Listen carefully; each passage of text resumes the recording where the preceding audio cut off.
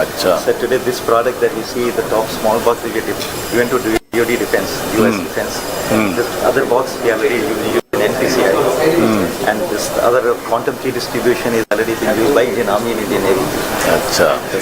And this one is we are giving to UIDI now for protecting our biometric keys. So there is a point-to-point secure communication, sir. At both ends there will be devices. Acha. So nobody will be able to crack it, sir. So absolutely safe, sir, to have that communication. This is the smallest box that can connect to laptops or any IP phones to secure communication of anywhere in the world.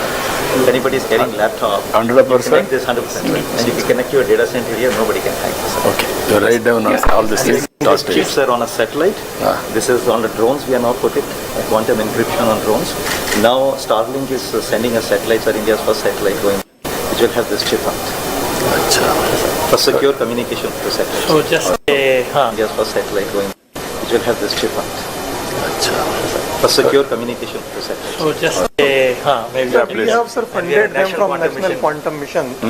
In fact, we recently approved about 20 crores for them to develop the next generation of. Now, this is quantum communication. We have a good opportunity. Quantum computing and all, it is still a long shot. But in communication, and this is one of the upcoming startups, for whether it is banks or financial, to secure links, which then cannot be decrypted or by hacked. Always, violators are very creative, innovative. We have to be more So we are creative. ahead, sir. We are beating. We are exporting this to Middle East. We are exporting. No, 100%. Don't undermine hackers and also criminals. They are more innovative than Yeah, us. that's right. But maybe you can also tell they have combined So we built the world's first enterprise SaaS platform, which are top banks and some of the organizations across the world are now using this as a service. So we host, and that's what we want to propose that in Amaravati. We set up this first data center, where we host all the hardware here, and we offer globally the services to all the enterprises in the world. So we become the managed security service, quantum security service provider for the world. Very nice. Thank you, sir. Thank you. Good night. Hello. This time we are quantum technologists. We are quantum materials.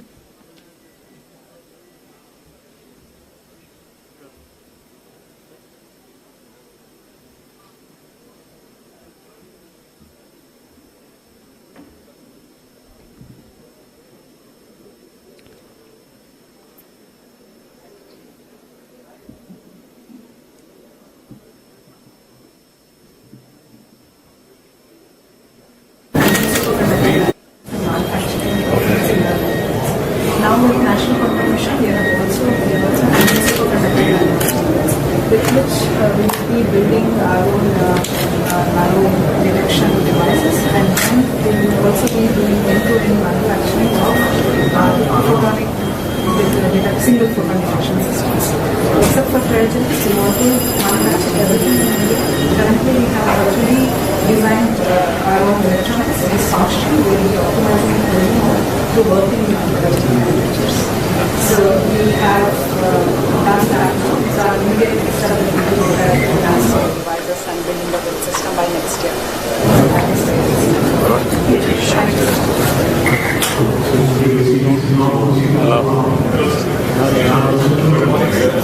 We have PhD students from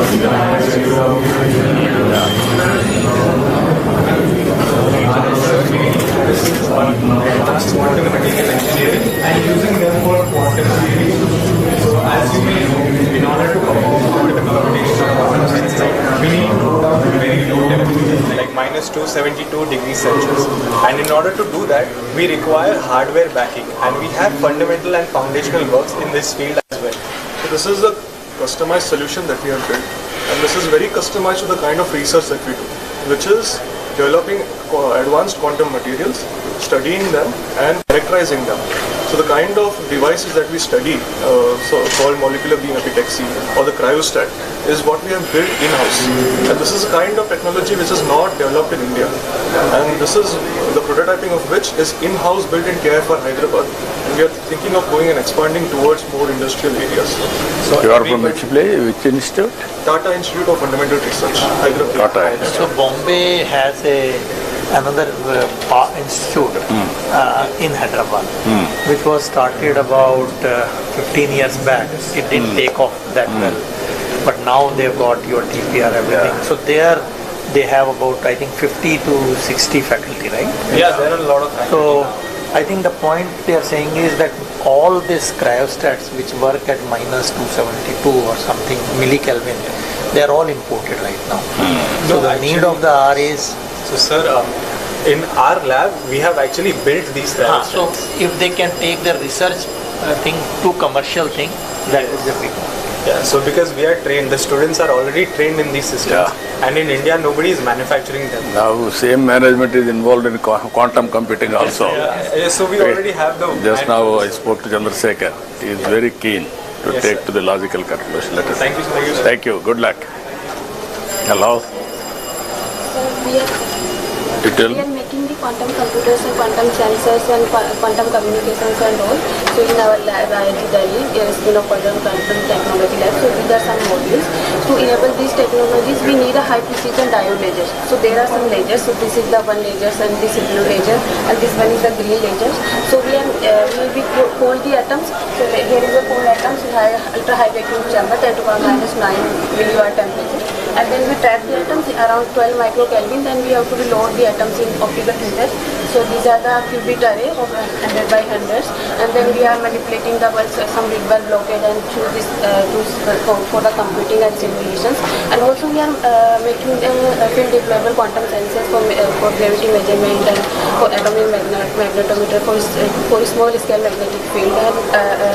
And this setup is particularly for using for trap the graphite particles, and also application in biological science for the single cell analysis and all. And we are also developing some educational kits for the physical computer gravity to sell in the educational institutes in the colleges, because all educational institutions. So yesterday I was telling this gravimeter thing. Yeah. They have to now make it portable.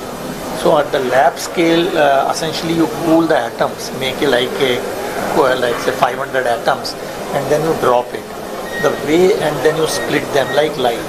So the point is, all of this now in few labs, including theirs, have been done in 4 or 5 places. So the challenge which we have given all of them is to make it portable. Because once you have a portable thing, then you can take it to ship, anywhere. you can take it to defense installations and all. So that is their challenge in the next 2-3 years. Let us see. Then how many institutes you are able to, as on today, quantum and ecosystem players, how many institutes are So working? 40 plus. 40 plus. Yes. And all are collaborating. That is also important. Networking So always. this mission has a uniqueness. It's not individual PI. Yeah. No. Yeah, that is important. So in each hub there will be about 40 researchers. What about other countries which is leading as on Sir, today? currently In type of total ecosystem. Yeah, so I think in the having mission, Germany is having 5, 6, but where are they? US is really, if you look at the recent 2024 report, which has just come a few days, 2 days back. Okay, let me say it not to be quoted. India is right now at 9th place in quantum, or 7th place depending on the way you count. Our goal is in the mission from 7th to 3rd. So the first one is US. They have a good margin because they started early also, and then we have China and France and Germany. So our goal is from 7th we have to jump 3rd. So how many years? Sir, we in next 4-5 years, I think. Minimum, because sorry. I was saying in sensing and communication, we can really be the top 3 in next 3 years. Yeah. And in computing, if we focus on algorithms for the first 3 years, we can make a difference. The way we did in software as a service. Yeah. That's where our strength should be also, because now you can buy time. Even before your computer comes here in 1 year, we should make the... Only problem is even IT software also we missed products. Yes, That is the biggest challenge now. Exactly. Yes. I always used to tell for the last 30 years, even now we are not moving. That is where we are having money and also scaling. We didn't do that like banking software or like what Germany thing is. All that they took the lead. This is where we had to create challenges for our youth and institutions. Then they had to break through. Now earlier nobody used to understand that it's different, but now you are all there and PM and all of you. What are you doing? Sir, these are the quantum labs. Communication. These are the labs that we would like to set up across engineering colleges. This is for the SSD minor program. So AICT has already launched a minor program, sir. Already 9 universities from Andhra Pradesh. Sir, they have developed small, what I call teaching labs, for students and other things. And now we have launched that program also for setting up the teaching labs. You are having any programs, sir? Now you are giving for institutes. That is one. And also we have to bring brilliant boys, institution of excellence, how to sync. Hub and spoke model. Yes, that we are doing now. In National Quantum Mission, we are following the hub and spoke model only, where we have set up the hubs in the established institutions, and that is how these 40 institutions plus startups are involved. So that is why I said that in the quantum teaching lab now we plan to set up in about 75 to 100 engineering colleges across the country. So these kind of, almost 60% of the lab equipment is here in this space. So already you give us 15-20, we will experiment. We will take a leapfrog. We will inspire people. Hello, sir. Hi. Tell we are me. one of the very few companies that have a real-time quantum application, quantum-inspired application. So what we essentially do is financial portfolio optimization. So we use Fujitsu's EAU quantum-inspired technology. It's a digital annealing unit. So it contains around 8,200 bits with a 64-bit processing power. So we upload portfolios of individuals or organizations, and the portfolios are DFS and rebalanced by the EAU capacity to provide suggestions on how to rebalance your portfolios based on the trends of today, and it tells you which stocks are trendier and which stocks are cold or hot to give you suggestions on. So just to fill this, see, there are two approaches. One is the quantum computing, other is the quantum annealers. So annealers is what they are talking, which is a optimization problem. It is not an algorithm based program. So this quantum annealers came many years back. D-Wave is one of the famous companies. So the advantage of them is that if you have an optimization problem, you can do it. So like last week, Chinese people announced that 22-bit RSA code has been broken by D-Wave annealers, which is very scary now. Because quantum annealers is a slightly reduced version of quantum computers because of all the gates and all. So I'm saying whatever we thought will happen 3 years down the line has already started happening. So quantum annealers, you are making them or you are using them? Fujitsu. So D-Wave, Fujitsu, they have come out with annealers which are not worried about fault and all that, unlike quantum computers. So I just thought... And also they can run on simulators also. So they can run on high performance computers. So it's a bit, it's, as I said, it will happen sooner than later. It is always challenges and opportunities, and innovations will go parallelly. Very interesting. Hello, sir. Om Namo Nara. Hello. We are from Quantum Clairvoyance from Hyderabad, and our CEO is an ex-army colonel, retired from Signals. He was more keen in breaking the enemy communication. So after coming out, he felt always that a country is more strong if it's a product-oriented rather than a service-oriented. So keeping that in mind, he developed 3 good products which we have launched last month itself. One is, which is already as in the drug discovery. To do a drug discovery, it takes a lot of time, but we are not into the clinical trials. So we find the right compound and we'll tell that which compound is more effective and more efficient, which gives more performance before it goes to the clinical trials. So if the cycle is 4 years, we reduce it to 1.5 years, so that we are ready to go for clinical trials. So we are in the software domain building applications. One more is we have developed we have no VPN of our own in India. So we came out of our quantum VPN. So after doing research of 8 years, we after analyzing all the VPN service providers. Even now, in any of the government, we use foreign VPNs. We don't have an India VPN. So we developed a VPN with the same features and giving an extra mileage, the USP as a quantum VPN. So we are always talking to the Telangana government so that we take, why don't you white label? We'll give you source code, we'll give you everything, we'll give you training. It will be first of its kind to launch your quantum VPN in India. So that is one. We have come out with one more application called Quantum Wrap, irrespective of your hardware. Tomorrow, if quantum computer becomes a reality and people are, it can also be broken. So we use the PQC, post-quantum cryptography, and we ensure that any of your existing applications or your hardware can be made quantum safe. And we can show you a proof that what was it before and what is it after we use the quantum.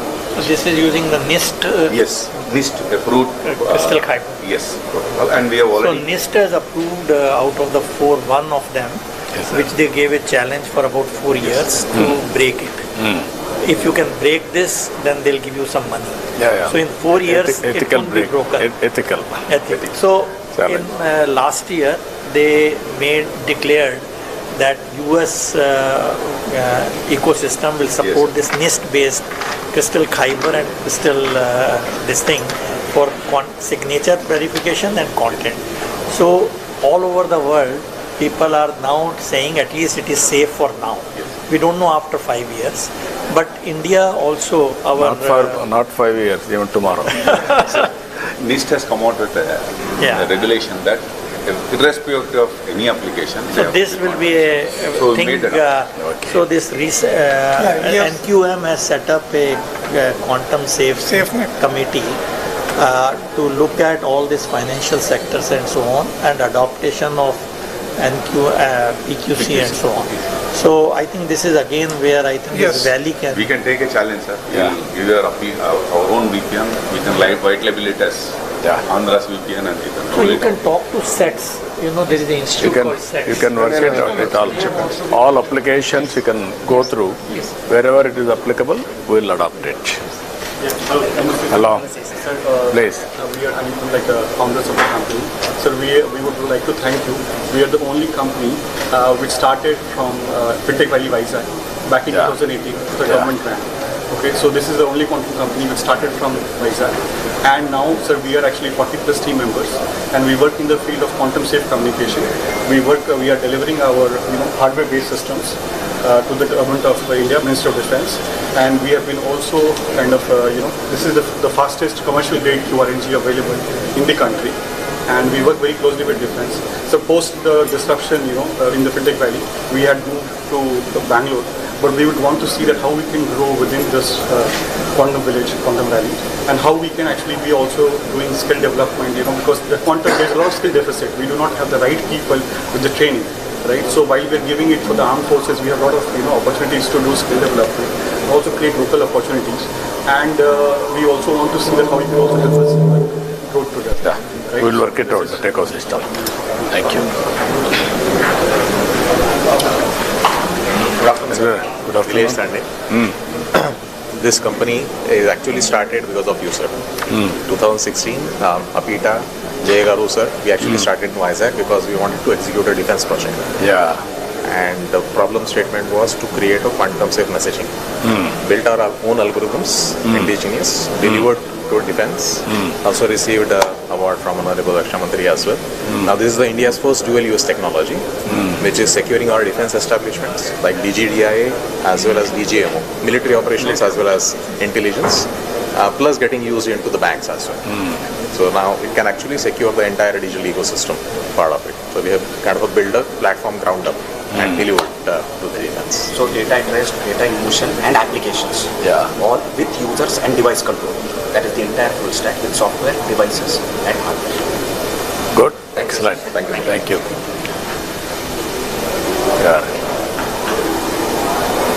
Please. Sanjay. We are into quantum communications and quantum sensing.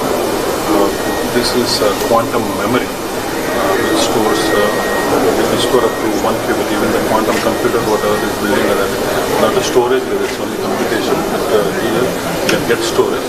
There's a huge application in the area of quantum key distribution network. And we are into quantum sensing too. We are in collaboration with with AMTC, sir. AMTC totally we are collaboratively we want to build a quantum biosensor for MRI. Main application of this one is for regular MRI lo manaki oka 10x resolution వస్తే quantum sensor can give you almost 1000x resolution, molecular level resolution. Like it would be a game changer in the healthcare industry. Magnetometer. No, based on NV centers in diamond. In the rubidium. So there are two ways. One is that in diamond you put nitrogen as a defect. So NV centers is very sensitive. So the one set of people use that.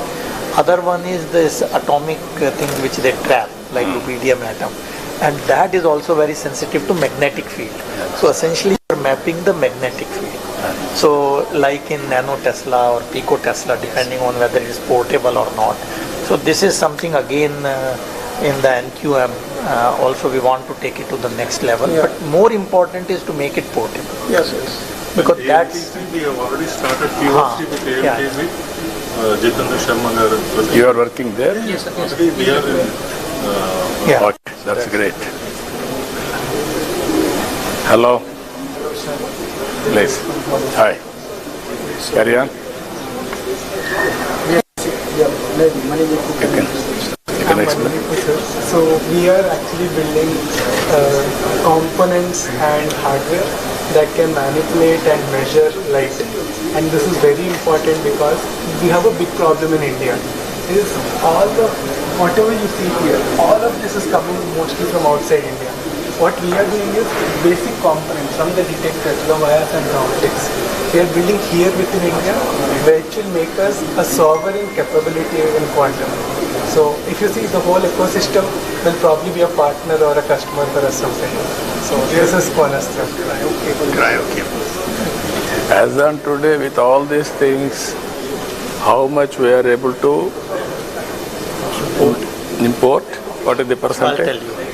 In quantum computing, the import component is almost 80%, 70 to 80%. In quantum communication, the single photon detector and the photon source, right now it is imported, but we are almost like 7 to 8 labs have come to a very high level.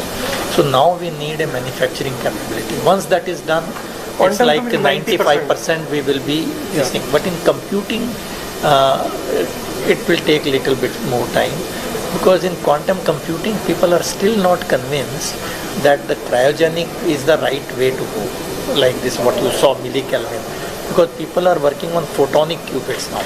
Once that becomes a reality, actually it will work at room temperature, except the detector which will be at liquid helium. And for these sensors or NV center, the diamond itself, that is being imported, which can also be done. So Surat people have started doing, because Surat we have this diamond industry. So they have, for them this business is too little. So whereas their other usage is much more. So there is a commercial challenge. Very interesting challenges, but we have to break through. So we will have to give probably gap funding. Viability gap funding you have to give and then make it viable. Commercially. So that is where I think, so in that you will be surprised, the seed to grow a diamond is important. So actually in the last meeting with PM, in another meeting, he gave a challenge. He said, launch something on making the seeds for the diamond, which looks so easy, but it's not easy. I don't know how he knows it. That's amazing. Always he is listening so many innovative ideas and he is giving challenges. Good morning, sir. I'm Ravi Kuvala, Managing Director of Quantum Biosciences. So we are using the same nano diamonds for healthcare problems. So we have partnered with the MD Anderson Cancer Center and Indian Institute of Science. What we are looking at is how do we optimize cancer therapy. But the more exciting thing for us is to come to Andhra and focus on rare diseases like the kidney disease problem that are the unknown region, and apply the quantum sensing using to solve such problems. Because that will be very local and nobody would have done the integrated biosensing and focus on a local problem that will have a global impact. Okay, I will be very happy to associate. Ask health department to work it out. So actually, another application of quantum sensing for healthcare. Yeah, this has the potential to really make a lead actually. No, I wanted to use it. I'm going with Bill Gates Foundation also on healthcare, total end-to-end, preventive, curative, real-time monitoring. So this has I was saying yesterday, these two areas, quantum sensing and quantum communication, we can already take a lead. We'll make it more viable and scaling. So full product, not only this thing, but because it also will have a lot of AI component after the data. So this AI, fortunately, we have good capabilities now. You work together, we will produce a proof of concept, then scale nationally. So we can. We'll not only this, every application, we will make it a So have we supported applicable. them under quantum missions? No, not yet. So maybe they should. You work, what all possible you do, what all you wanted to experiment, I will do. Little bit contribution also will contribute. And ultimately that ecosystem and also proof of concept we have to establish. Then take off. Gentlemen, we have the gracious presence of today's Chief Guest, Honorable Chief Minister of Andhra Pradesh, Shri Nara Chandrababu Naidu here. And welcome today's Chief Guest, the visionary leader, Honorable Chief Minister of Andhra Pradesh, Shri Nara Chandrababu Naidu garu, and also Honorable Minister for IT and Electronics, HRD RTG, Shri Nara Lokesh garu is also here. Hearty welcome, sir.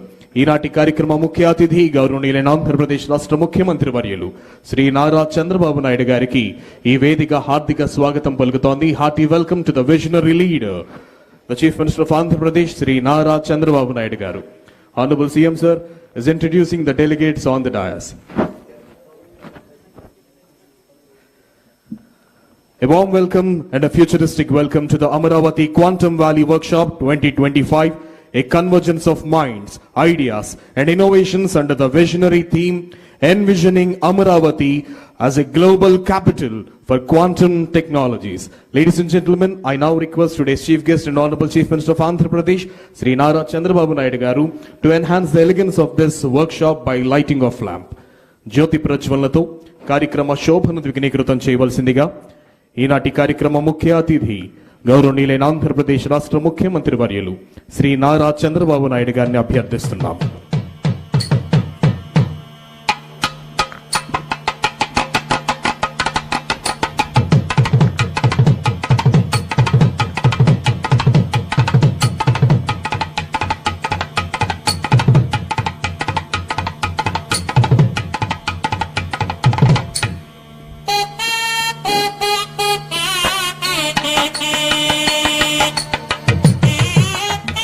In the world, today we are not just in the conference hall, we have stepped into the future. In the world where data moves at the speed of light and computation defies classical limits, Amaravati rises not just as the people's capital of Andhra Pradesh, but as the emerging quantum capital of the world. I request everyone to please be seated. Ladies and gentlemen, let's take the pride in knowing that Amaravati, the heart of Andhra Pradesh, is ready to spearhead the next quantum leap in technology, thought and transformation. So dear guests and everyone, fasten your intellectual seatbelts, open your minds and get ready for the journey beyond the time and future. Welcome to the future, welcome to Amaravati, welcome to Quantum Valley 2025. In connection with this, I would love to call upon the Secretary to Government, ITE and C Department, Government of Andhra Pradesh, Sri Bhaskar Kattamaneni IAS, to please come forward and propose the welcome address. స్వాగత ఉపన్యాసం తెలియజేయవలసిందిగా Shri Bhaskar Kattamaneni IAS గారిని అభ్యర్థిస్తున్నాం. Thank you. Honorable Chief Minister of Andhra Pradesh, Sri Nara Chandrababu Naidu garu, Honorable Minister for IT, Sri Nara Lokesh garu, the Chief Secretary of the State, Vijayanand garu, Her Excellency Jennifer Larson, U.S. Consul General Hyderabad, the guests who have come for the meeting today, Mr. Anil Sharma, Global Head TCS, Sucharita Kiyalla Garu, co-founder and joint managing director, Bharat Biotech, Mr. Rajiv Kumar, managing director, Microsoft India, Mr. Amitabh Ghoshal, vice president, India operations, L3 Harris, Mr. Sridhar Sidhu, corporate vice president, blocking and tackling, AT&T, Mr. Nilesh Biniwale, GM MD, VP engineering, Pattern India, Mr. L.I. Naidu Garu, managing director, GROB Work, Mr. Manish Verma, head India Innovation Center, Warner Brothers Discovery Media, Mr. Fani Mitra B, Global Chief Digital and Information Officer, Dr. Reddy's, Mr. Amit Singhi, Director IBM Research India and CTO IBM India and South Asia, Mr. Rahul Sharma, Managing Director USIBC, Air Marshal DC Kumaria, retired, formerly Vice Chief of Indian Air Force, Military Advisor to BAE Systems India, Shri Sandeep Patil, Managing Director IBM India Private Limited, Shri Crowder, Vice President IBM Quantum Adoption, IBM India Private Limited, Sri V. Rajanna, President Technology, Software and Services, Tata Consultancy Services, Shri M. V. Satish, former whole-time Director and current Executive Committee Member, Advisor to CMD, Larsen and Turbo, Professor V. Kamakoti, Director IIT Madras, K. N. Sachinarayan Garu, Director IIT Tirupati, and sir, the distinguished guests from Delhi who have come here to be with us and have been always supporting the mission. Sir, Professor Abhay Karandekar, Secretary, Department of Science and Technology, Government of India. Professor Ajay Kumar Sood, Principal Secretary, Advisor to Government of India. And my colleague Kona Shashidhar, who has come. District Collector, the Municipal Commissioner, the other officials and all the dignitaries who have come. Dignitaries from academia, the University Vice Chancellors, Registrars, and the teaching faculty and the students in the areas of quantum technologies. And also the corporate companies who have come here, who have been using the technologies and will partner with us in using the technologies and algorithms to take the nation forward, and the members of the media who have come here. I heartily welcome all of you to this first workshop on the quantum technologies and quantum computing. Sir, in fact, when history is made, nobody actually on that day understand what is being done. I think today is one occasion where we are taking a leap forward, a leap of faith in the leadership of the Honorable Chief Minister and our IT Minister, Union Government. We are taking this challenge to take the India into the next millennia through the quantum technologies. The Amaravati Quantum Valley is the first step in that. In that, all the quantum technologies, the emerging technologies in terms of quantum computing, in terms of quantum sensing, quantum communication, quantum metrology, and also the quantum chips, as well as the preparation of a large number of projects for the lot of startups that are coming in. Commercial companies which will be using these technologies like pharma, automobile, metallurgy, and other kind of cutting edge technologies that would be used. Today is an opportunity for all of us to get together here, discuss. Sir, in the morning already from 8 o'clock to before you arrived, sir, we had 3 round tables in which the experts from the area of quantum communication, quantum technologies, quantum sensing, metrology, and startups, and also from the universities have discussed the way forward, and which will formally present at the end of the session, sir. And after these sessions, again, there are 3 technical sessions in which all the subjects will be discussed threadbare. We aim to prepare a roadmap for the quantum valley of Andhra Pradesh, and with that, the entire quantum movement for the India as a whole. We aim to not only create jobs, but also revolutionize the various sectors in that. We want to give new technologies, new algorithms to solve problems, create new products, new services for the humanity as a whole, not only for India or the state. We want to be the focus, and we want to be the central of the universe for the quantum technologies for the humanity to come. And we take this opportunity to again to welcome all of you, and we hope that all of you have a good discussion and have a lot of understanding, and you take away a lot of knowledge and a lot of philosophical thinking, because quantum is not only about technology but is also a lot of philosophy In fact, quantum is also mired in our Indian mythology, also in our manuscripts also there are elements of this. So we hope that all of you take these elements back, and we hope that we make your time here worthwhile, and all of you go back with a lot of knowledge and a lot of enthusiasm and a lot of motivation to take the technologies and the system forward. Thank you.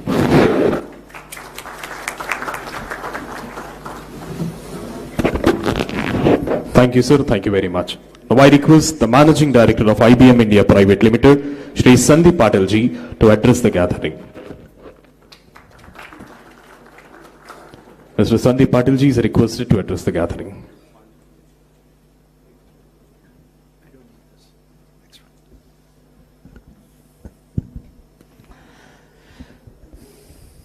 Thank you. Honorable Chief Minister, Shri Nara Chandrababu Naidu garu, Honorable Minister, IT Minister, Shri Nara Lokesh garu, government dignitaries, distinguished guests, several friends, ladies and gentlemen. Very good morning to you all. First of all, I'm truly honored to be here for this momentous occasion. This may be the first time that we are seeing a quantum technology workshop at this scale. I haven't seen one in India thus far. And I would like to start by congratulating the Honorable Chief Minister for envisioning the Quantum Valley Tech Hub in Amaravati and aligning it with the National Quantum Mission. We have all witnessed the phenomenal contribution to India's IT revolution that he has contributed to in the 90s under his leadership. Quantum Valley will be a defining moment for India and building its expertise in what I call as the trinity that is going to take us to Viksit Bharat, which is AI, semiconductors and deep tech, and quantum computing. We at IBM are very excited to be partnering with the government of Andhra Pradesh and being a part of Quantum Valley. Now, we have been investing in quantum computing for decades. And as quantum hardware advances, the opportunity to develop algorithms that bring us closer to quantum advantage, that is to truly take advantage of quantum technology to solve real-world problems that traditional computing cannot, that is the moment before us.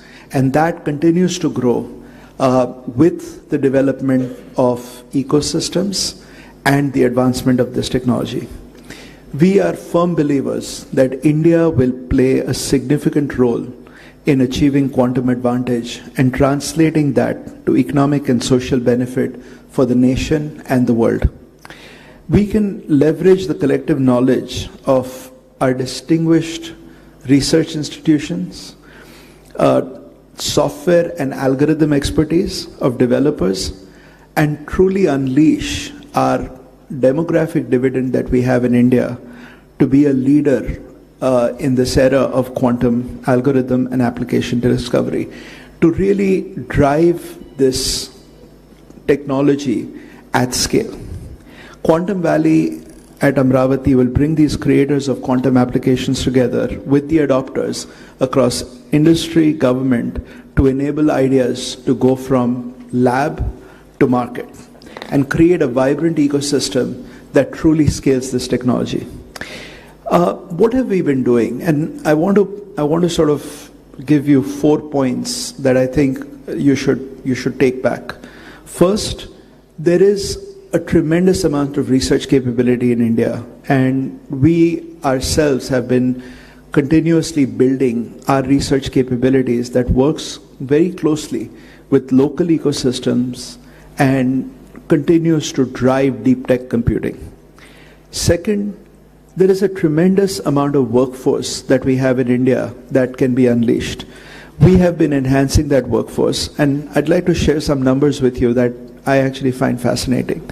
Since 2021, more than 200,000 quantum enthusiasts, and I say enthusiasts because it's difficult to test their capabilities just yet, but 200,000 quantum enthusiasts from India have accessed IBM quantum learning resources. We make that available, and there's a lot of people that have actually taken advantage of it. And approximately 25,000 students have taken the courses on quantum computing that have been offered jointly by IBM and IIT Madras on the NPTEL platform. AICTE is also introducing a minor course on quantum computing for undergraduate students as a part of this initiative. And we have trained more than 900 faculty members on quantum computing fundamentals. To unleash this technology, we need the workforce and the experts to truly take advantage of this technology. Third, we are driving cutting-edge research and algorithm discovery by empowering India ecosystem to access the most capable quantum systems and resources. Fourth, we are supporting economic growth through industry engagement. There are startups like Boston QPSI that are using our quantum technology to boost the performance of complex engineering simulations using Qiskit libraries, simulators, and IBM quantum systems. LTI Mindtree is a part of our quantum network globally, as well as Tata Consultancy Services that have actually partnered with us to really scale this technology here in the Quantum Valley. And lastly, the government, I think, is now becoming very, very active in this space, not only at the center, but more importantly, right here in Andhra Pradesh. And we are excited to bring our most advanced quantum computer, IBM Quantum System 2. You can see that is a model of it right here, to Quantum Valley at Amaravati. And please take time to take a look at the replica. So as quantum system arrives on Indian soil, quantum experts and developers will have an opportunity to build world-class quantum algorithms, which is what the need is right now around the world, and applications that will address real problems for India and the world. And we will do that from India. That is why I believe that this is a defining moment for India, and the onus is on all of us here to actively engage in this initiative and contribute towards the success of Quantum Valley and realize the vision of Viksit Bharat. And now I would like to invite my colleague, Scott Crowther, Vice President, IBM Quantum Adoption, to share how we are bringing this useful quantum computing to the world.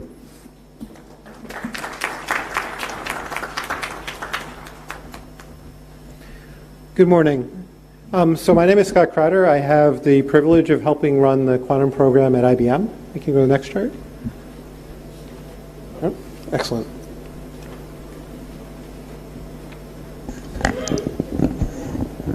Our mission at IBM is to bring useful quantum computing to the world.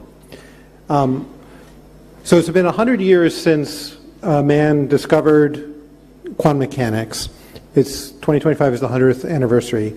We believe quantum computing will be the second great revolution in our leveraging that understanding of quantum mechanics for societal good. The first one was understanding that nature is discrete or quantized. And based on that understanding, we developed MRI machines, lasers, semiconductors, which have had a transformational impact on all of our societies and have had tens of trillions of dollars worth of economic impact. Quantum computing will be the second revolution based on the understanding that we can leverage the mathematics of quantum mechanics, the math of nature, to do computation in a completely different way. And this will allow us to approach problems that classical computers are not really that good at solving, that binary arithmetic is not good at. So what kind of problems are we talking about? One of these areas is simulating chemistry with a lot better accuracy than we can do today with our approximate methods we use with classical computers. And this can be used in a wide variety of fields. We leverage chemistry in a lot of different spaces in a lot of different industries. So it's things like coming up with new battery chemistry, which is going to be incredibly important for us going forward from a green energy perspective. It'll be coming up with new chemicals and new materials, whether that be fertilizers or whether that be better understanding of the biology, the chemistry of biology, to understand and build better treatments and pharmaceuticals for our patients. The second area is using the ability for quantum computers to do linear algebra in exponential spaces, and I realize that for most people that doesn't mean a whole lot. But basically, by leveraging that kind of math, we can also approach other kinds of problems that have huge implications for society and our industry. So one of those areas is to find patterns that look completely random to our classical methods, but with quantum methods we can find that pattern.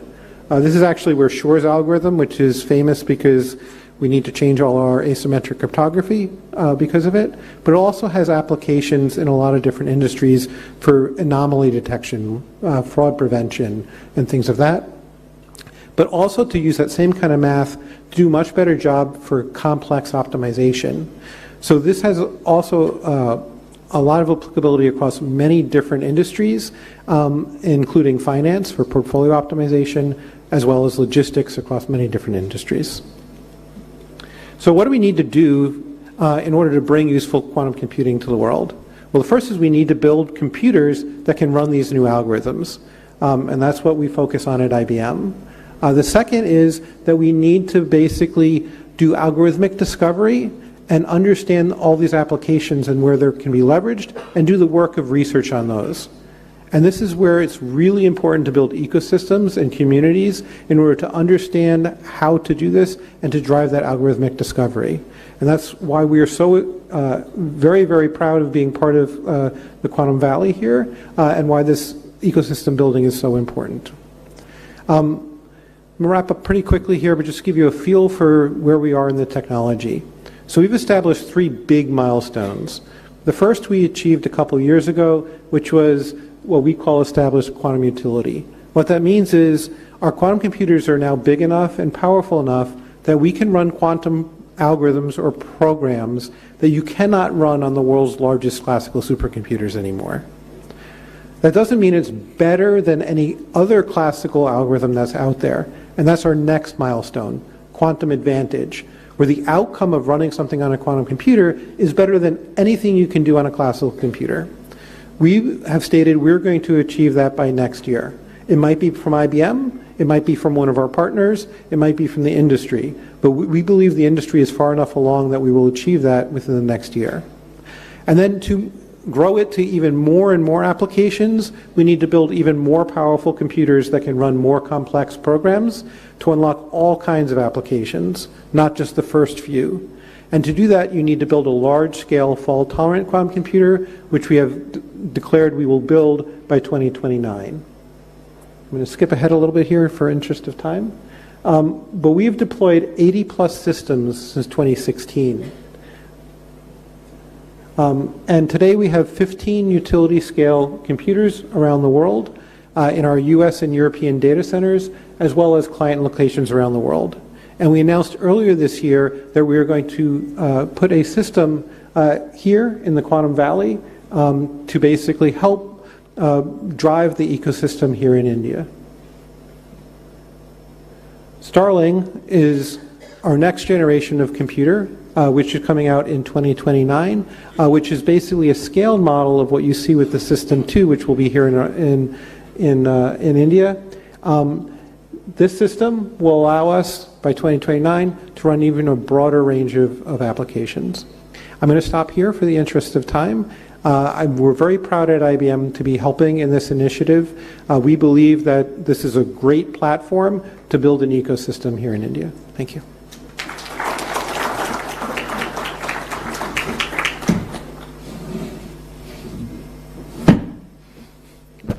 Thank you, sir. Thank you very much. Now I invite the President, Technology Software and Services, Tata Consultancy Services Limited, Shri V. Rajan Garu, to please come forward and address the gathering.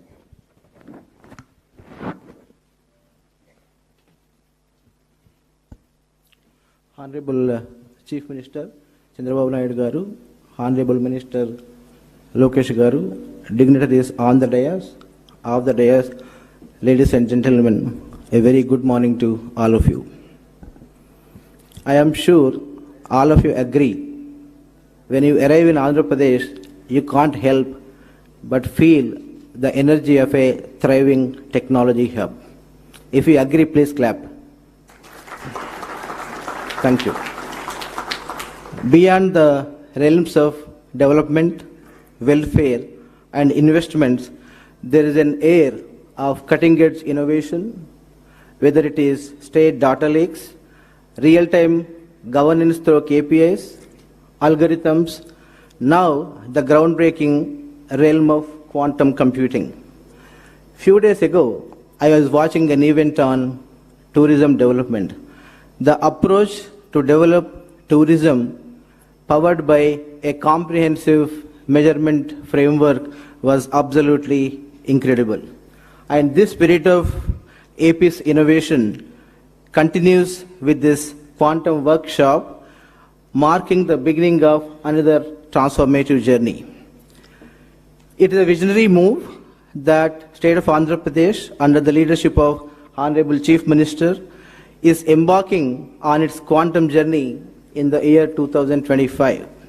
Some of you may be aware, this year holds a special significance as United Nations declared 2025 as the International Year of Quantum Science and Technology.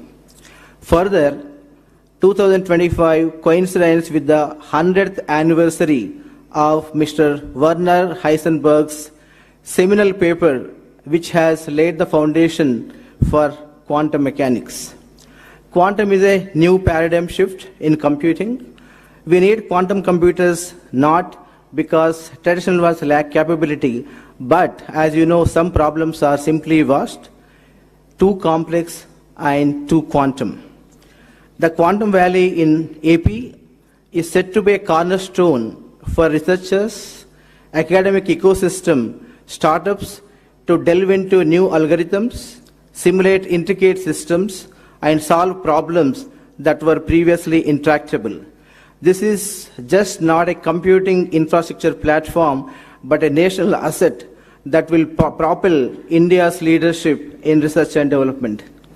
Quantum is inherently interdisciplinary and brings diverse fields together, whether it is physics, computing, engineering, AI, and material sciences, fostering collaborative innovation between academia, industry, government, and startups.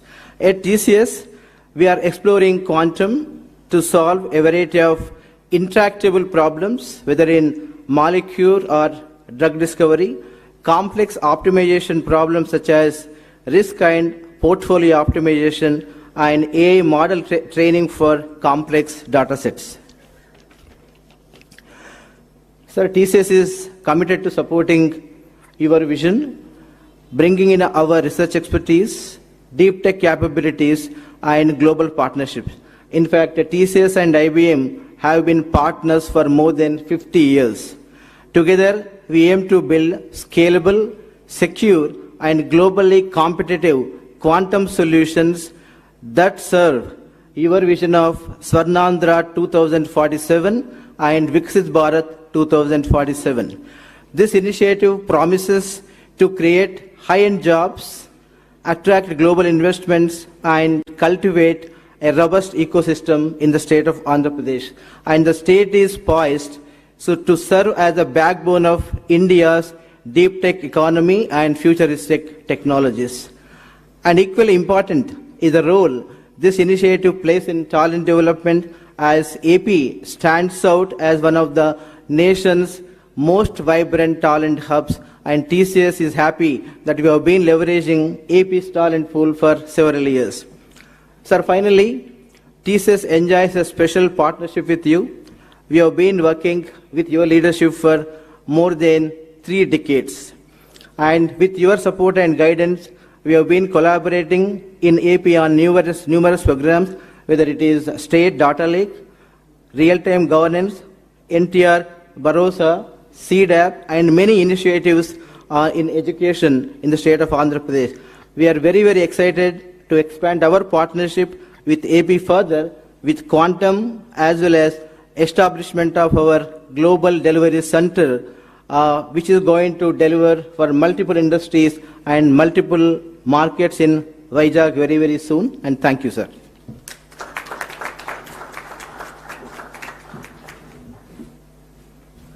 Thank you, sir. Thank you very much. Now I invite former whole-time director and current executive committee member and advisor to CMD, Larsen and Turbo, Sri M.V. Satish Garu, to please come forward and address the gathering.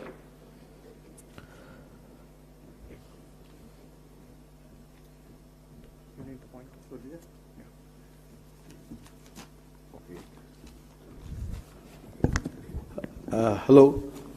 Very good morning, Honorable Chief Minister, Mr. Chandrababu Naidu Garu, Honorable Minister of IT, Mr. Lokesh Garu, dignitaries on the dais, off the dais. I think my time has been cut up. So many people have spoken about, already the quantum computing. I'll just say two things because I see a lot of entrepreneurs. So McKinsey Committee said that the market value of this quantum computing will be $100 billion. I think it should be music to all the Andhra guys. And then also, India's growing initiative, Quantum Valley, they also investing around 6,000 crores. And so the next digital revolution will be quantum. And India cannot afford to be a follower this time.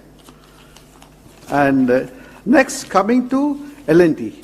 I'll just say why L&T. I think we have been always partnered with the government of Andhra Pradesh.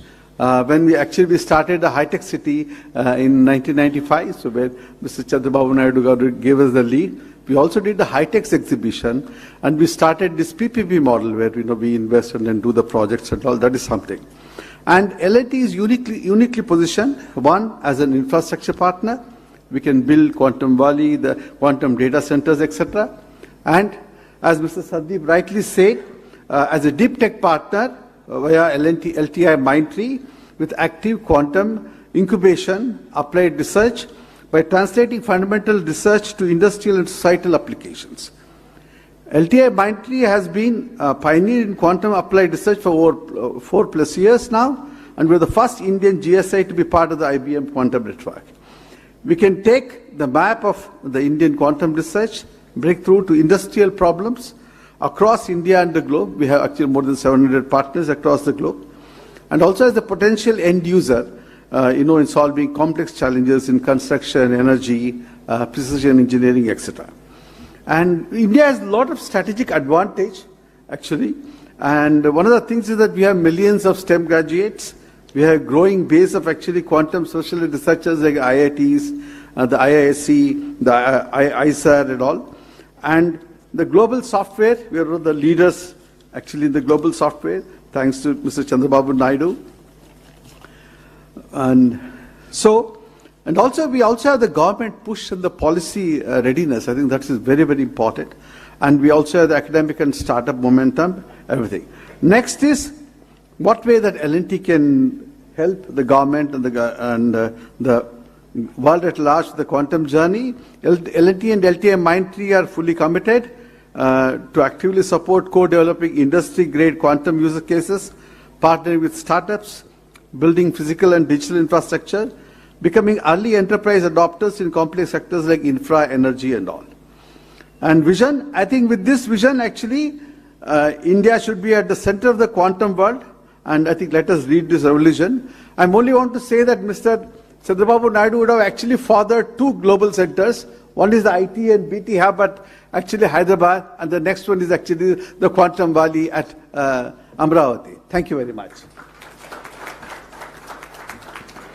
Thank you, sir. Thank you very much. And I invite the Chairman of Andhra Pradesh State Council for Higher Education, Sri K. Madhumurthy Garu, to please come forward and give his message.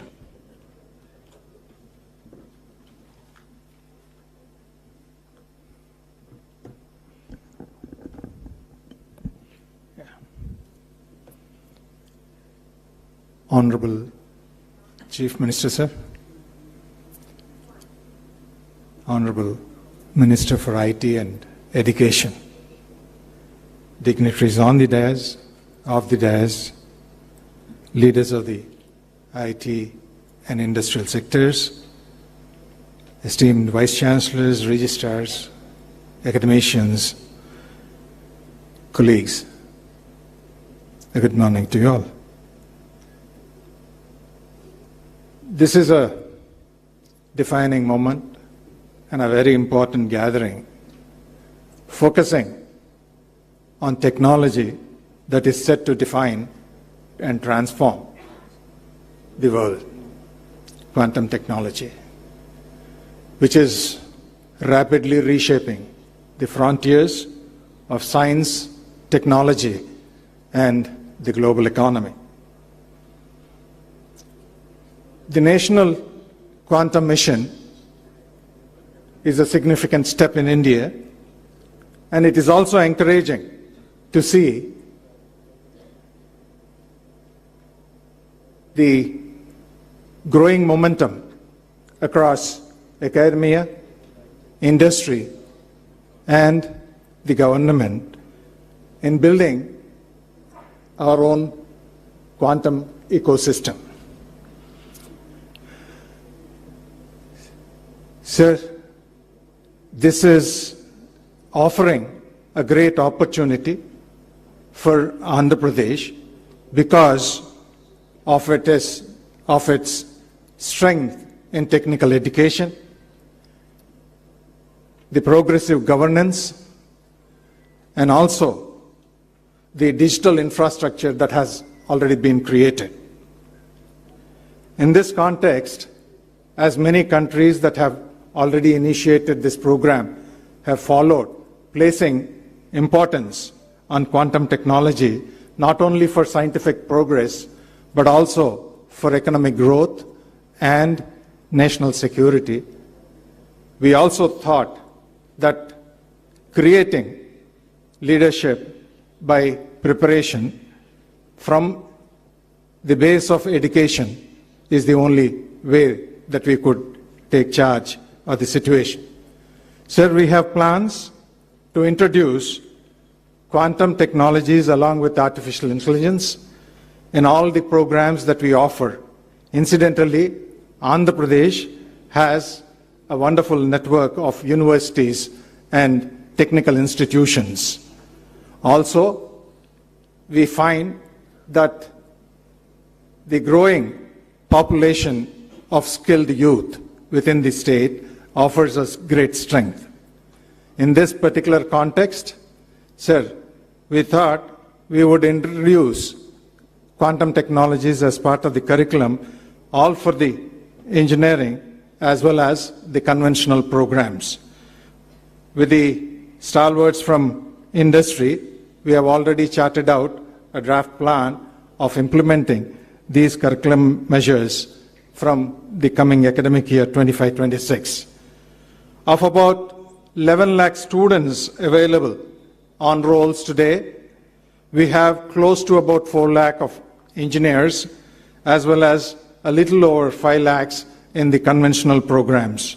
Sir, we should be able to touch upon a minimum of 30,000 students in the preparatory fundamental foundational course, as well as preparing our own faculty with training of trainers and faculty development programs aimed at developing about 500 educators, as well as we also hope that we should be able to facilitate about 1,000 internships with the cooperation of the industry.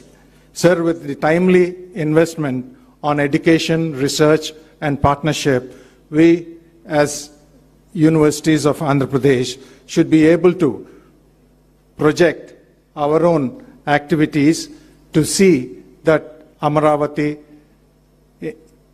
Quantum Valley would be the leader for global economy. Sir, with this, we all are here to work together and collaborate with academia, industry, and the government, and see that we would be able to achieve what we have with respect to a ready, quantum-ready workforce. Thank you. Thank you for the opportunity. Thank you, sir. Thank you very much. I now invite Professor Kamakoti Garu, Director IIT Madras, to please come forward and address the gathering.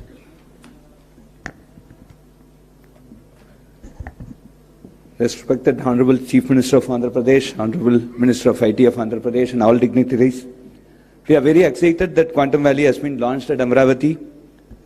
Bharat as a country, we are to define our own quantum advantage footing. This requires a well-synchronized effort between academia, startups, major industry and government. The Quantum Valley at Amaravati provides precisely this robust platform as a first mover. The National Quantum Mission launched by the DST Government of India has rightly identified 4 major verticals. We must make the best use of these. Friends, there are multiple areas we must quickly ramp up. Number 1, we need to demonstrate major use cases that shall clearly highlight the quantum advantage, specifically manufacturing, health, pharma, agriculture, finance, defense, communication. These are very prominent candidates. All domain experts from industry and academia must come together on a mission mode to achieve this particular goal. The second important aspect that we should concentrate is on human capacity building at scale, specifically educating conventional computer architects and programmers on quantum computer architecture and quantum programming, and sensitizing and training subject domain experts in quantum advantage. Moving to utility quantum environments at the earliest is also very crucial, and in this direction we must aspire to demonstrate short distance quantum communication and also look at quantum desktops and quantum sensing as part of smart city type of IoT projects, in addition to the quantum cloud environment that is envisaged at Amaravati. The third important thing is major translational research and development must start happening, specifically manufacturing quantum components in India. We have very good precision manufacturing industry here. Standardization and metrology for quantum systems is also extremely important, and classical computing support to quantum computing, like the 5G, it's a non-standalone 4G plus 5G.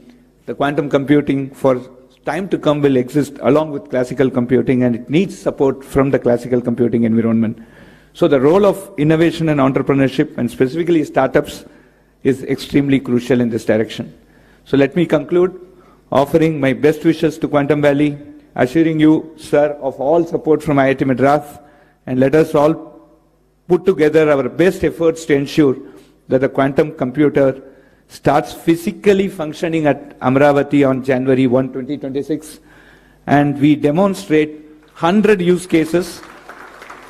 We demonstrate 100 use cases that shall prove the quantum advantage across multiple domains by August 15, 2026. Thank you very much.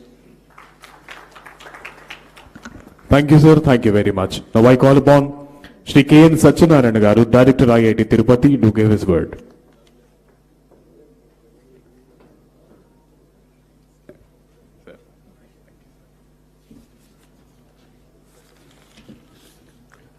Honorable Chief Minister, Honorable Minister for IT and Education, other dignitaries on the stage, off the stage, and participants in the workshop. The pace, next speed at which the whole initiative is going is amazing.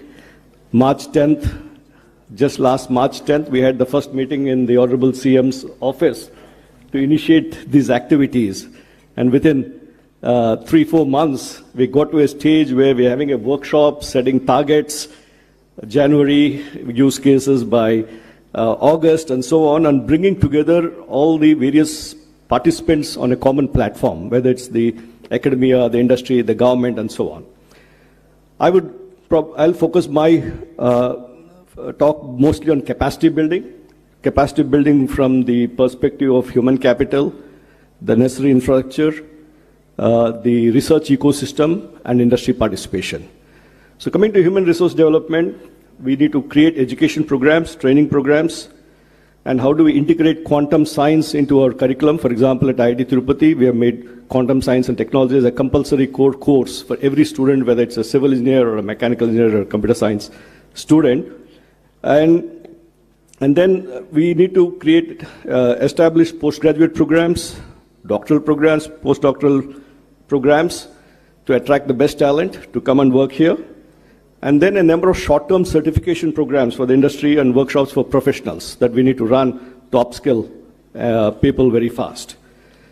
We also need to do skill development in terms of the quantum programming, hardware development, quantum hardware development, equally important, and cross-disciplinary expertise. We need to have the domain people who need to define the problems and understand how quantum technologies could be used appropriately. And coming to the research and development ecosystem, we need to have centers of excellence which are focusing on this. The National Quantum Mission is driving some of these centers of excellence in the various domains, and we need to get our institutions aligned with this and create collaborative research networks across the state and the nation in the process between academia, industry, and government. Create research centers of excellence where industry and the academia work together, not each in their own silos. And then we need to work on focused areas, whether it's quantum computing, communication, sensing, and so on, which has been already discussed about, and create infrastructure development. Setting up the quantum computer here is a step in the direction that IBM is doing to start the infrastructure development, but more importantly, we need to do this at various labs across the institutions. Today morning, we had some deliberations in the round table. We were talking about, one of the easier things is to do the lectures and software development and so on, but the hardware is where the challenge is. So how do we create these laboratories to get people exposed to the hardware part of it? So we are talking about setting up a few experience centers across the state where the institutions around can come and use those facilities because this need reasonably high investment and expertise to run them. So there are a lot of and then we need to create the test beds for prototyping platforms and the integrating with the high performance computing. And also create the startup ecosystem, work towards industry engagement and startup ecosystem. In this context, I think this aligns with the other initiative the Honorable Chief Minister is taking forward in terms of the Ratan Tata Innovation Hub. If we can integrate these activities, the startup ecosystem with the hubs that we're creating, 5 hub and spoke model, 5 spokes across the state, and encourage industry investments in this R&D. And startup incubation and various application development, which the earlier speakers talked about, and the policy and the regulatory framework, and create public awareness and outreach. Why we are doing this. For example, yesterday, I think Venkat's book is getting launched today, where he's translated Quantum Nation to Telugu, so that we get it across to people. So we need to get people along as to understand why we're doing all these things. So all this, and then create networks in terms of international collaborations. So what we need is a holistic approach, including education, R&D, infrastructure created, industry participation, policy and global collaboration to ensure leadership in this transformative domain. Thank you very much for this opportunity. Thank you, sir. Thank you so much. Now we cordially invite Madam H.E. Jennifer Larson, Consul General, Hyderabad, United States of America, to please come forward and give her message.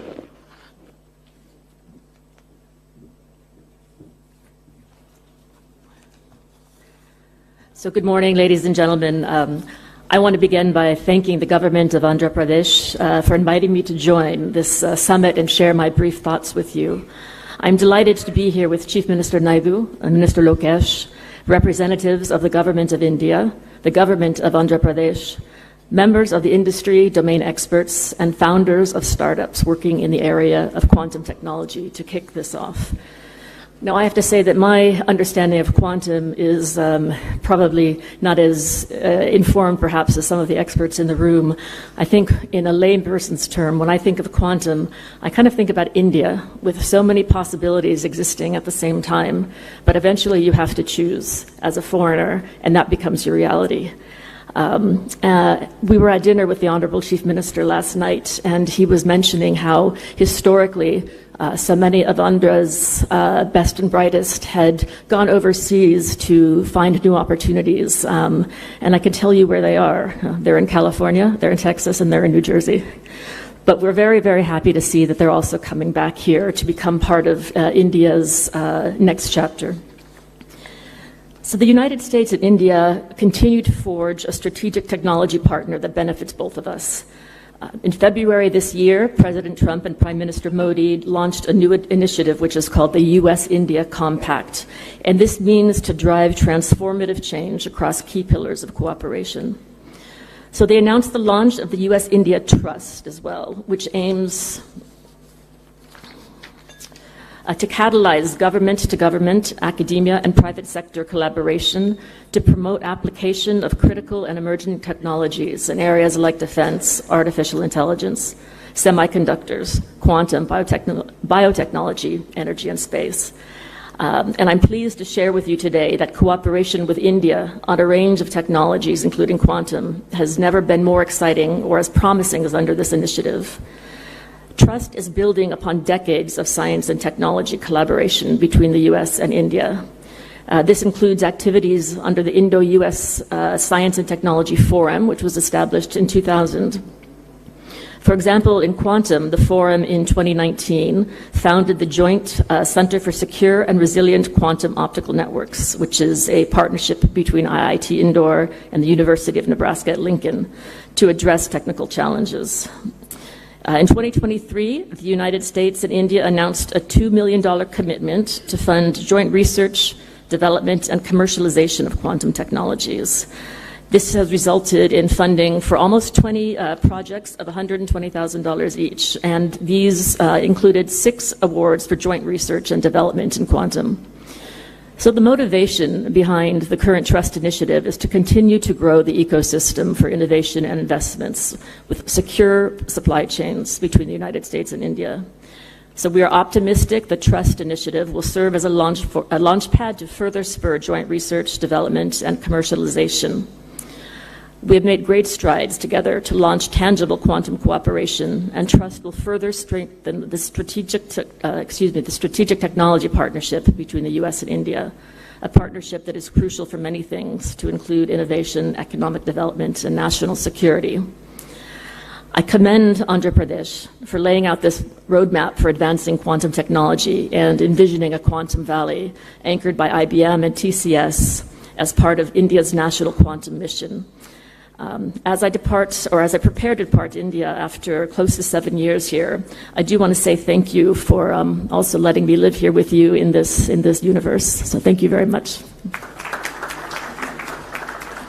Thank you, madam. Thank you so much. Now I invite the Chief Secretary, Government of Andhra Pradesh, Sri K. Vijayanand IAS, to please come forward and give his message.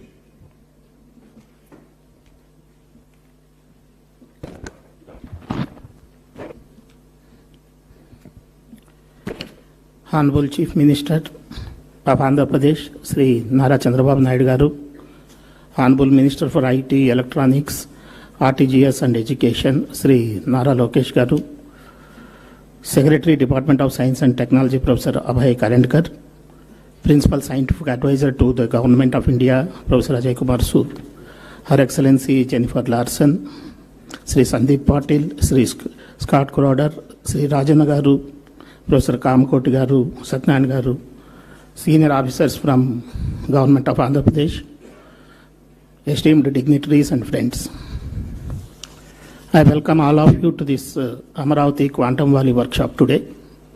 This workshop is being organized by Government of Andhra Pradesh. Our partners are TCS, L&T, IBM, and of course Government of India, Ministry of Science and Technology.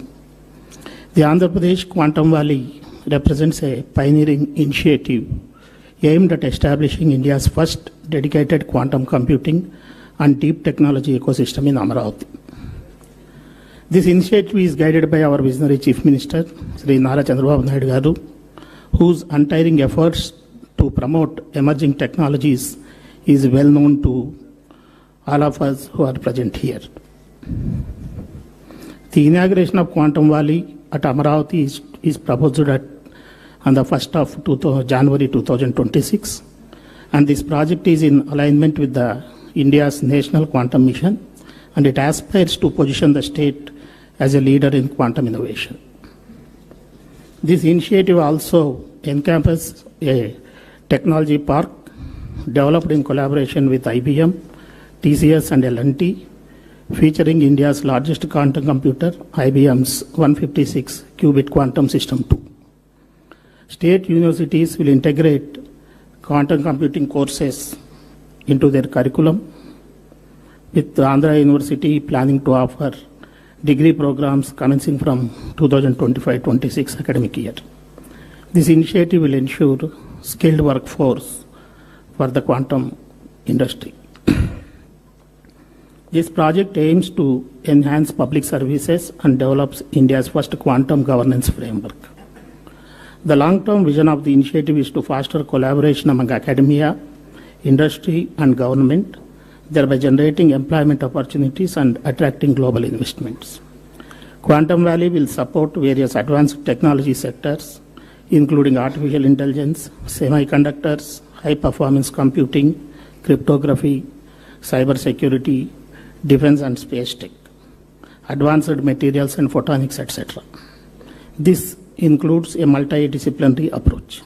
The Quantum Valley will integrate smart city features and sustainable technologies with 100% renewable energy, rooftop solar panels, green building norms, district cooling systems, EV charging and EV vehicles, etc., aiming for a renewable energy powered environment. As on today, as we proceeded with the workshop, today already in the first round table, 3 general sessions have been covered. And of course, after this inaugural session, there will be another 3 technical sessions, totally covering quantum computing, its algorithms, hardware ecosystems, sensing and communications, quantum materials and chips, capacity building, as well as the National Quantum Mission Theory. So all of us know this is one of the best initiatives taken up by the government of Andhra Pradesh, and I thank all of you for supporting this initiative, and I wish this workshop a grand success. Thank you. Thank you, sir. Thank you very much. Now I call upon Secretary, Department of Science and Technology, DST Government of India, Professor Abhay Karandikar Garu, to please address the gathering.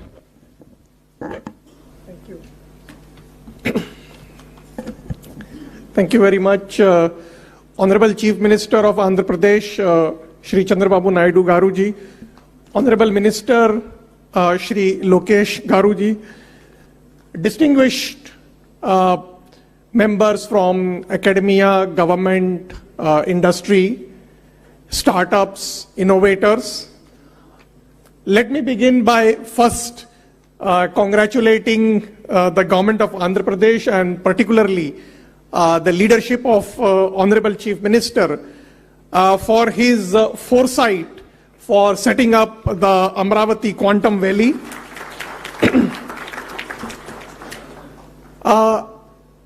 National Quantum Mission sees this as an opportunity for institutions, academia, industry, startups and innovators to actively engage not only amongst each other and collaborate with each other, but also with the National Quantum Mission and leverage the various programs of the Government of India for our mission and our vision for becoming India a global leader in quantum technologies.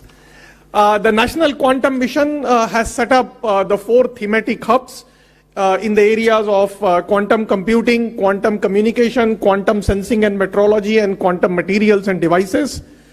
Today, we have 150 plus faculty and scientists engaged in the mission spread across more than 40 institutions in the country. We have also supported startups and innovators, and in the coming months, we will be supporting the government engineering colleges, technical institutions and other institutions towards the capacity development programs by supporting the teaching labs for those institutions which are launching the quantum technology programs which have been approved by the All India Council of Technical Education.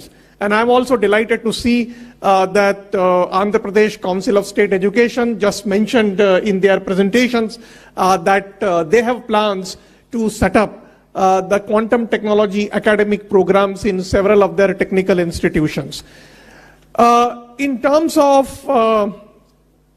developing the technologies, while we are supporting today the research, whether it is in the area of quantum computing or quantum communications or quantum sensing, we are also working towards developing an ecosystem of developing quantum algorithms and application use cases, particularly in emerging areas like materials discovery or drug discovery or financials transactions and so on, so that we can develop the capacity in our country for becoming a quantum safe and a quantum advantage nation.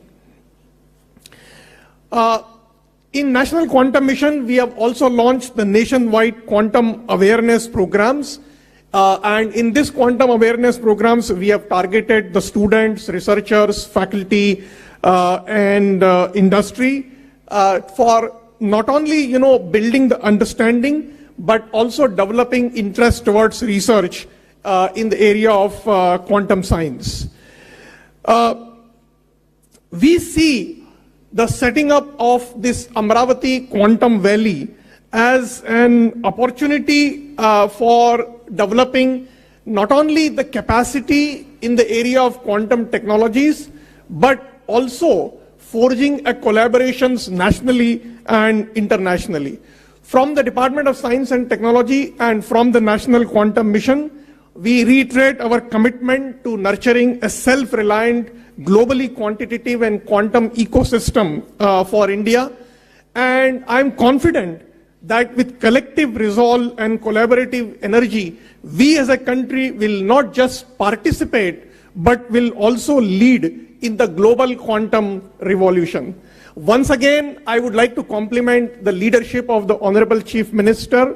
I hope that with the Government of India, in the National Quantum Mission, under the visionary leadership of our Prime Minister, Shri Narendra Modi ji, we will be able to make our country a global leader in the emerging technology ecosystem. Thank you. Thank you, sir. Thank you very much. Now I invite Principal Scientific Advisor to Government of India, Professor Ajay Kumar Sudgaru, to please come forward and give his message.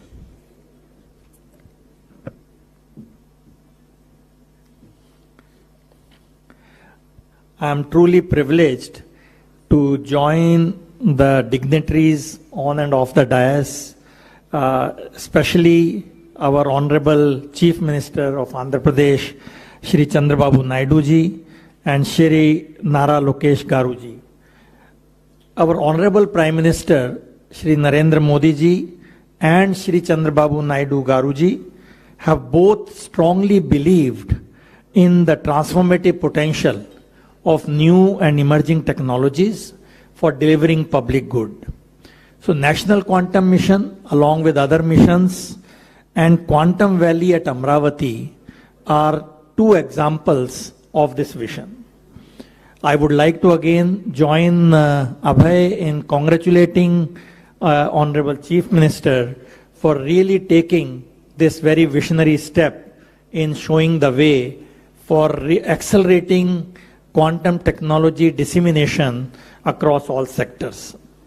Now, as quantum technology is indeed the flavor of the year, as was mentioned, year 2025 is declared as the International Year of Quantum Science and Technology by the UN, which really celebrates the century-long development of quantum mechanics. This is also an example where very fundamental science results in disruptive technologies over a period of time. So quantum technology, as was mentioned repeatedly in the last few minutes, is really the newest technology frontier, which is a must for strategic autonomy of any country. It will indeed transform the landscape, technology landscape, over a wide canvas. It is befitting that New Amaravati should have ambitious plans for becoming a quantum technology hub in the country. So in my view, this center-state symphony clearly shows that the task of nation building is a joint center-state enterprise. We will also be the partner in realizing the larger goals of National Quantum Mission, with which our office is intimately connected. You have heard in the last 1 hour with, from many dignitaries that the engineering exploitation of quantum system, which is what quantum technology is, has enormous applications all across the sector, be it the financial sector, be it the security in all aspects, quantum communication, quantum sensing, and so on. So I will not repeat that, but one area which will come up sooner than later is the application of quantum computers in climate change. This is a beginning of that, because when you are dealing with billions of parameters in weather prediction, this is where the power of quantum will be useful. And the other areas which will see a huge jump in the next 2-3 years is the merger of quantum and AI, which is what quantum AI is now being referred as. And this is the kind of areas, the disruptive areas, I definitely feel Amaravati Valley can make a dent in the global scene. So the list of these applications is enormous. I don't think we need to repeat all that, but one thing is very clear, that we are sitting at the cusp of huge revolution, and this is something should happen sooner than later, because the fault-tolerant quantum computers are in the vicinity of realization, really taking new algorithms, error-tolerant computation, topological qubits, and so on. And this is where I think the excitement lies, not only for the researchers, industry, but also the young team, which is really going to be the leaders in this game.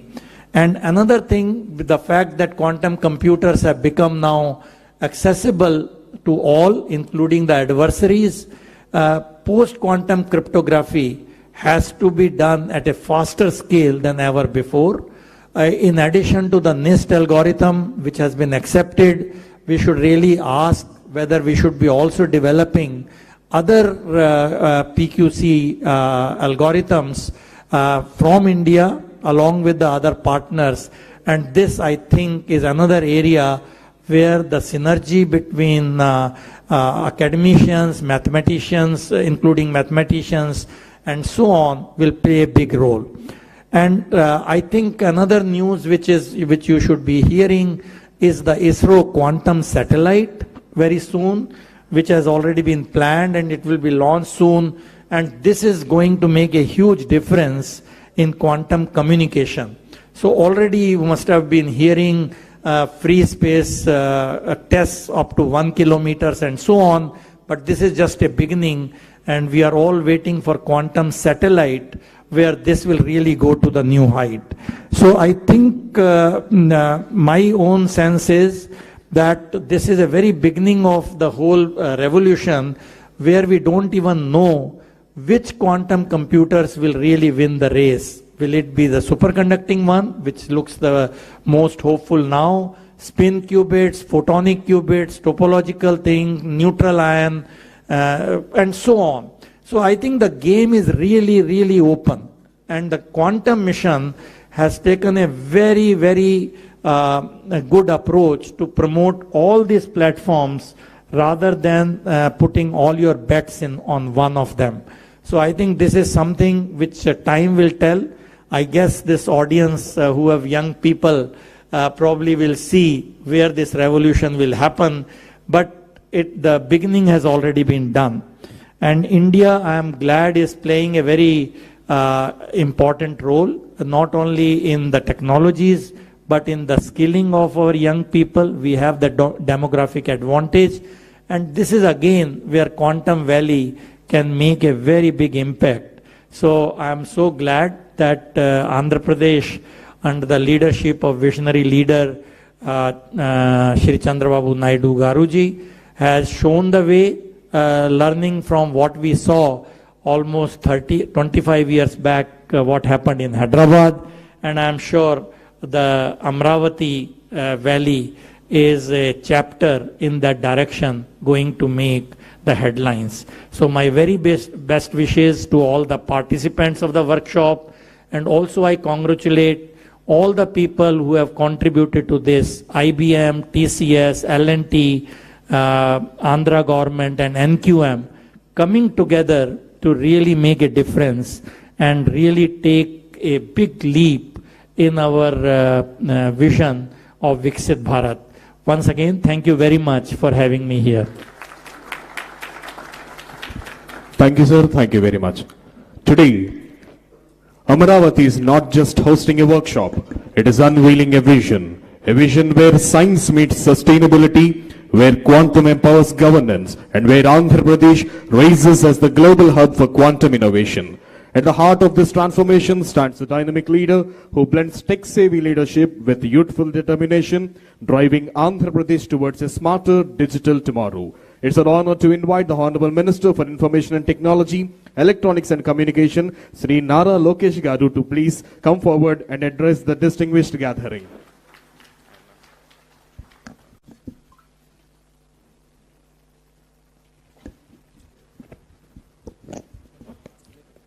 Distinguished scientists, researchers, visionary technologists, academic pioneers, industry leaders, respected colleagues in the public service, and my dear friends. It is both an honor and a privilege to welcome you here to the Amaravati Quantum Workshop 2025. Today marks more than just a confluence of India's brightest quantum minds. Today marks a turning point, a moment when Mr. Naidu signals to the world that he is ready to lead the next technological revolution. Honestly, I find myself very lucky to see his second chapter of technology revolution. When he started his first chapter, I was in 7th class, like quite a few of the ministers now. And we really didn't understand what he's trying to achieve in IT. But it takes a visionary to see the future, distill it, execute it. And once again, while young ministers are in their 40s, we're witnessing the next technological revolution under the leadership of the Honorable Chief Minister, Mr. Chandrababu Naidu ji.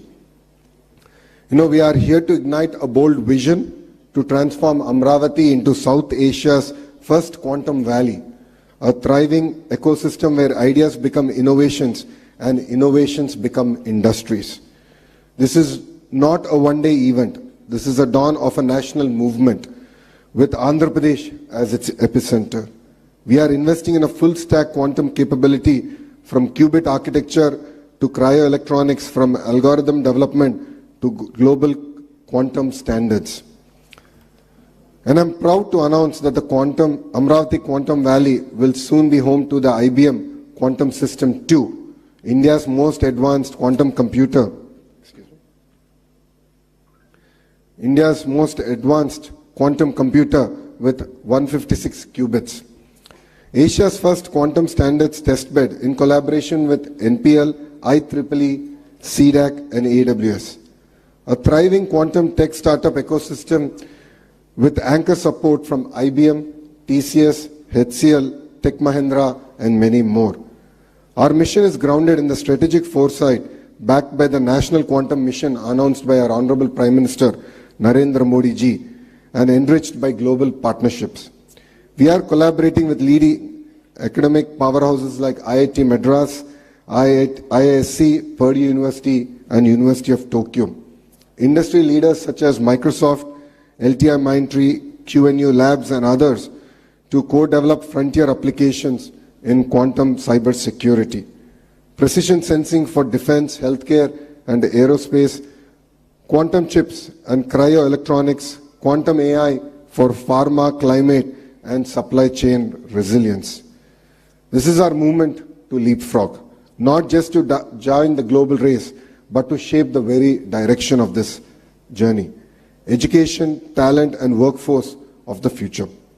A quantum future cannot be built without a quantum-ready workforce. We are proud to announce that APSHE's introduction of India's first integrated curriculum in quantum technologies and AI across all our universities I request Kamakoti Garu and Satyanarayan Garu to guide us in this journey. We are all here to learn. We are all here to collaborate. Under your guidance, Madhumurthy ji is here. Kuna Sheshidhar ji is also sitting next to you. We would love to really create a robust curriculum where our students can not only excel but actually thrive in their quantum journey. This initiative will ensure that Andhra Pradesh becomes the brain capital of the global quantum ambition. In the next few years, the Amaravati Quantum Valley is projected to create over 1 lakh high-skilled jobs, incubate close to 50 plus unicorns, nurture next-generation PhDs, fellowships, and internships focused exclusively on quantum science and engineering. We are not just building technology, we are building human capital that can shape the future of technology. Under the visionary leadership of Mr. Naidu, Andhra Pradesh is not just dreaming big, we are building smart and fast. We are developing a dedicated quantum research zone within Amaravati Knowledge City, single window clearances for quantum startups, labs and foreign R&D centers, plug-and-play research infrastructure with L&T, IBM and DRDO as anchor partners. And when vision meets velocity, innovation thrives. Honestly, all of us here are in this workshop to learn about quantum technologies. When the industry leaders were presenting, it felt like I was back in college, my good old days in Carnegie Mellon. I think there's a lot to learn. In the last 2 decades, the entire sector has gone through a lot of transformation, but we as Andhra Pradesh would like to lead this from the front. To the scientific community, we stand by you. To innovators and startups, we offer a launchpad here in Andhra Pradesh. To global leaders and investors, please come partner with us to create our journey and power the quantum breakthroughs. Let Amaravati become to Quantum Valley what Silicon Valley became to software, a global symbol of innovation, excellence and aspiration. To be very honest, when the Honorable Chief Minister spoke about this initiative, 99% of the people in the room didn't understand what he was talking. We were all perplexed, puzzled. I'm a Carnegie Mellon undergrad. I worked at the World Bank for 2 years. I'm a Stanford MBA. Even I was quite perplexed and puzzled. So all of us went to ChatGPT and started a research, like all of us do here. You know, it's very rare we come across visionary leadership. India is lucky to see the next version of Mr. Naidu, and we're really witnessing history here.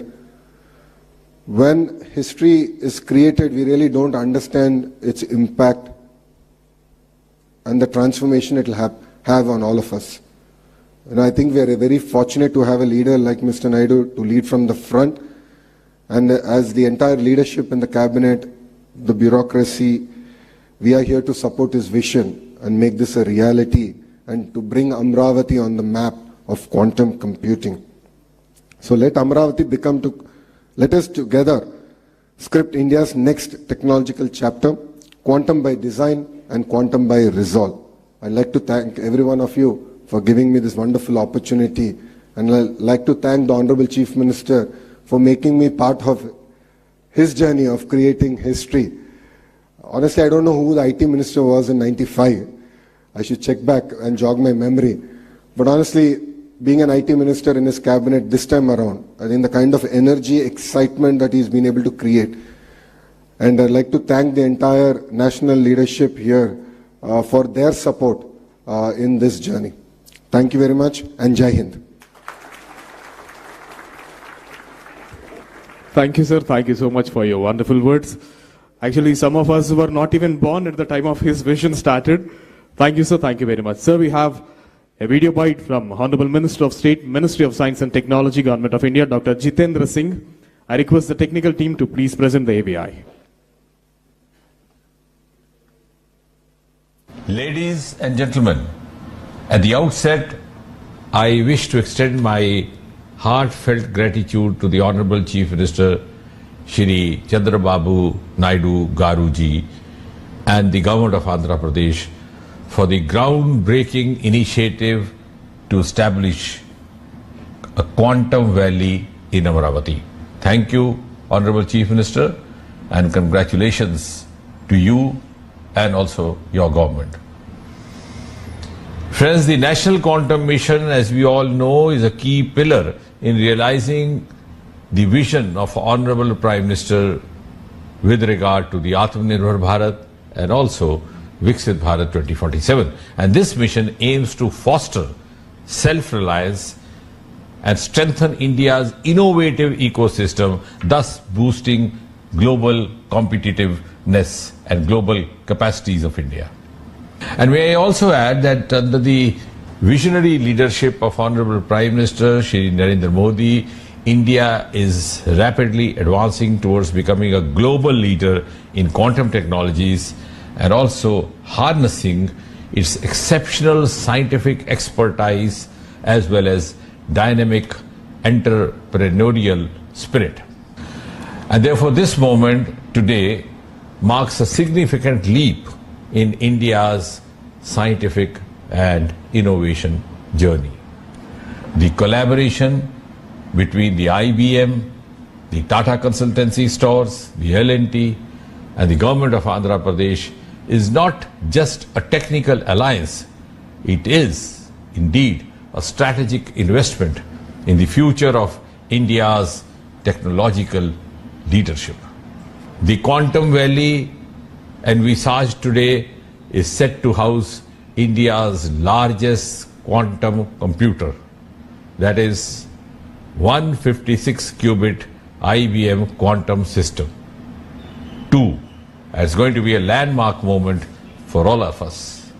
I also extend my congratulations to all the stakeholders, the academic institutions, the R&D labs, the industry partners, the startups, the scientists, researchers, innovators who have all played a pivotal role in shaping India's quantum future. And therefore, ladies and gentlemen, the Quantum Valley initiative closely aligns with the National Quantum Mission of Government of India, reflecting India's bold ambition to emerge as a global leader in quantum technologies.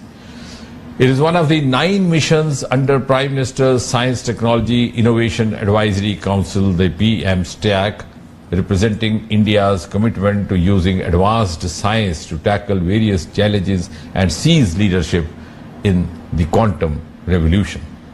And I'm glad to share that the Department of Science and Technology, DST, under the Ministry of Science and Technology, Government of India, is in the process of implementing the National Quantum Mission with a clear governance framework and measurable milestones. The National Quantum centers around 4 key thematic hubs, that is the T hubs.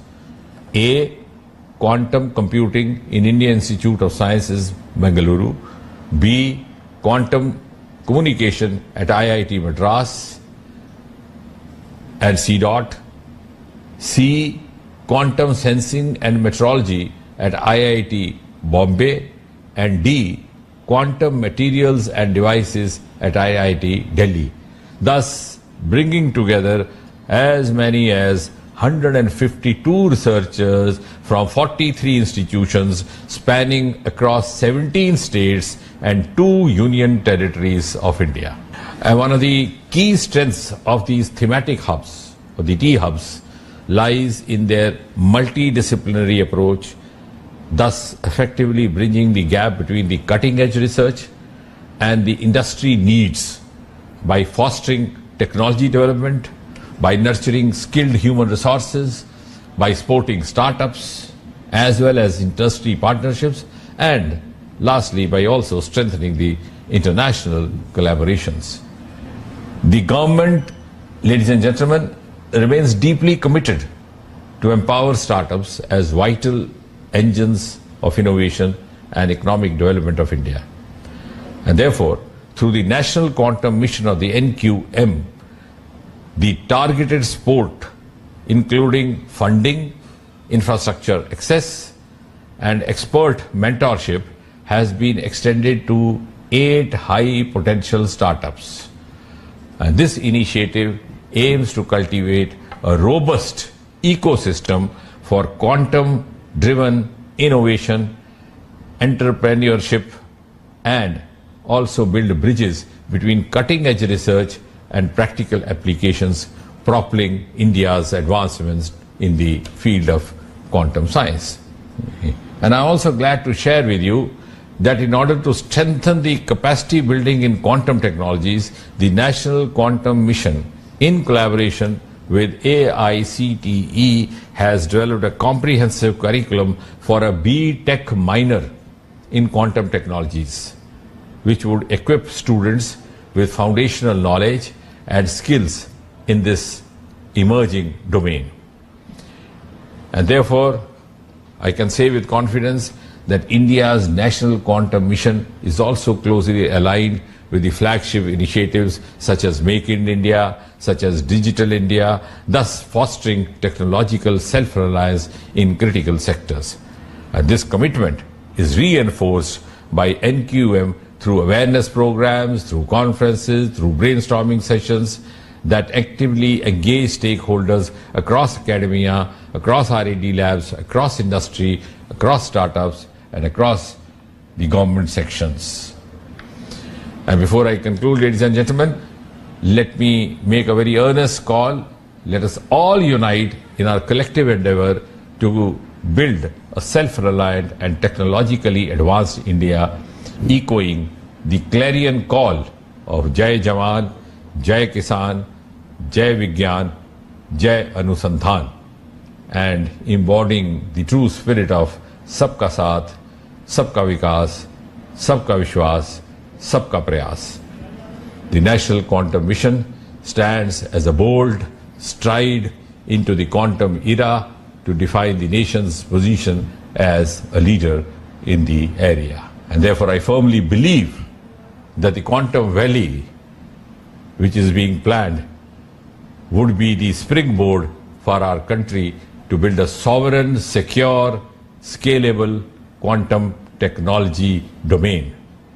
And therefore, on behalf of the Government of India, and also on my own behalf, I extend our full support to this Quantum Valley initiative, and I'm also proud to walk the journey together. Thank you once again. Thank you, Honorable Chief Minister Chandrababu Naidu Garu. My best wishes to all the participants. Jai Hind, Jai Vigyan. We thank Minister for State Jitendra Singh sir for the wonderful AV. Now, ladies and gentlemen, this transformative vision is not an accident of ambition. It is deliberate, focused dream of a leader who once propelled Andhra Pradesh to the forefront of the global IT revolution in 1990s and is now orchestrating its rise as a quantum superpower. We salute and warmly welcome the visionary who dreams a decade ahead, the architect of modern Andhra Pradesh, the man who sees Amaravati not just as the city, but as the beacon of intellect, invention, and global impact, our Honorable Chief Minister, Sri Nara Chandrababu Naidu Garu, to give his valuable message.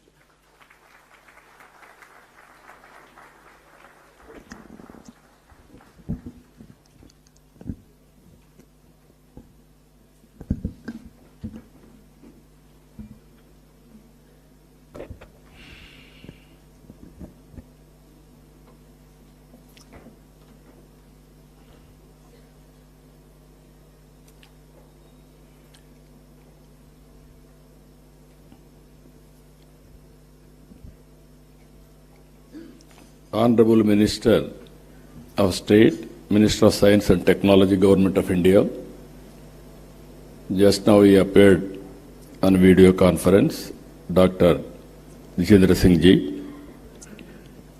Honorable Minister for IT, Electronics, RTG, and Human Resource Development, Nara Lokesh Garu.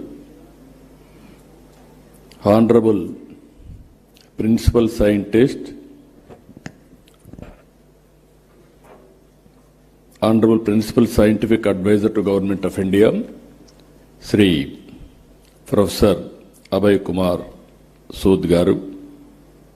Honorable Secretary, Department of Science and Technology, DST, Government of India, Professor Abhay Karandekar Garu.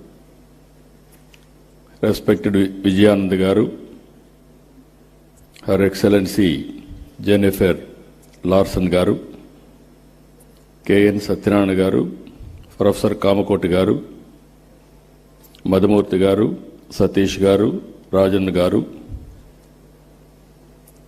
Sandeep Patil Garu, our Secretary, respected Bhaskar Garu, and friends. Originally, we thought to promote quantum computing. Then I thought to invite some of important people who will do this job. By that time, Government of India has announced quantum mission. Here is a man, Mr. Kamakoti. Once any idea will come on his mind, he won't leave. Continuously he is pursuing things. Then he came to me. Sir, it is a important momentum for all of us. We have to push quantum computing. How to do it? We have to work it out. Then immediately I contacted Government of India, Secretary Abhayji, and then Minister. They also agreed in principle. Then how to move further, I had a discussion with some of our major players. One Mr. Venkat from IBM. He is also very responsible at that time. Immediately responded, yes sir, we are in full swing. But ultimately, Government of India has to accept, and also other players has to come forward. Then we created an ecosystem, TCS, IBM, and L&T. All three people made it a reality. I really appreciate these three players who joined together, and Government of India and Government of Andhra Pradesh are fully supporting them. Friends, you are all aware. So many aspirations and ambitions our people have expressed today. I am remembering my olden days, that is late 90s. At that time, Bill Gates innovated internet. Because of that innovation, world has become a global village. That was the beginning. I am following, as Mr. Lokesh has rightly mentioned, I started working for IT when he was 7th class. But I applied information technology in 1983-84, just he was born at that time.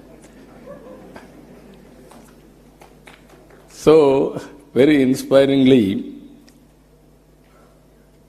I had some vision.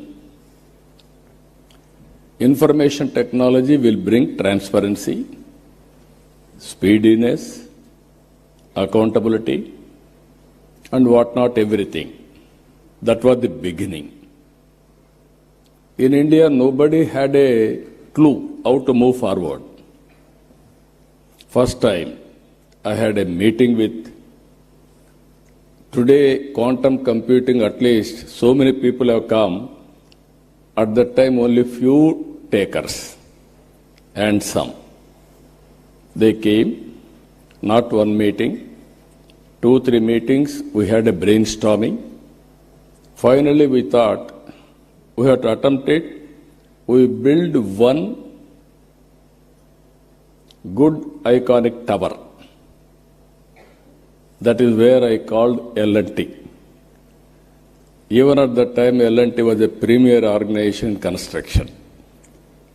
I asked them to build high-tech city under PPP model. That was the beginning in India to promote information technology. But by that time, Bangalore and Gurgaon, they are having operations in a big way because of natural growth. Then I promoted ecosystem. Here I am using ecosystem. IT intention alone cannot serve the purpose. I went to America. First of all, I have to study what is IT, what is going to happen in future, all these things. As Chief Minister, first time, went to America. All over the country, I toured all corporate giants. You name anybody, including Microsoft, everybody I met at that time in America, and studied what is the future, and also analyzed and also asked them this showing strength of India. I told only one thing at the time everywhere. Nobody can ignore India. India is very strong in information technology for future.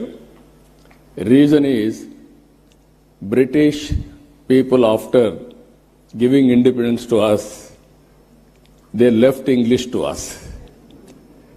They have taken my Kohinoor diamond also at that time, but they left English to us. Second, Indians are very strong in mathematics. Zero invented by Indian. So that is our strength. This is where I used to promote. Then after 15 days I came back. I started number of engineering colleges. And also I promoted IT education and asking people to educate their children in IT. All these things, starting with iTech City, working with the IT promotion in all walks of life. Today I can say very proudly, Hyderabad has become a hub for IT and also all related, not only IT, all futuristic technologies. Highest per capita income in India, contributing Hyderabad 75% income for the state. I can announce proudly, all over the world, every 4 or 3, one is Indian in IT sector. Among Indians, 35% are Telugu community all over the world, including India. Now again I can say one thing, highest per capita income all over the world, you go to any country, America, our Consul General is here. I am proud to say we are serving your country, our people, in a big way. That is where highest per capita income, you go any country, Australia, Africa, or America, everywhere, Indians are earning. All these things happened within 25 years' time. Now I am saying, at that time, iTech City with IT, America is having Silicon Valley. We wanted to create Quantum Valley in India. That is where Andhra Pradesh comes. That is the inspiration. We are having to start Quantum Valley and also quantum computing. As Sandeep Patel has rightly mentioned, people are thinking, what is the use for IT or quantum computing? I don't have any doubt about it.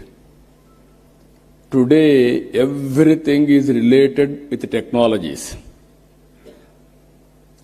Earlier, we used to send people for war. It is no more relevant. Without technology, no war at all. Technology, knowledge, these are all the future.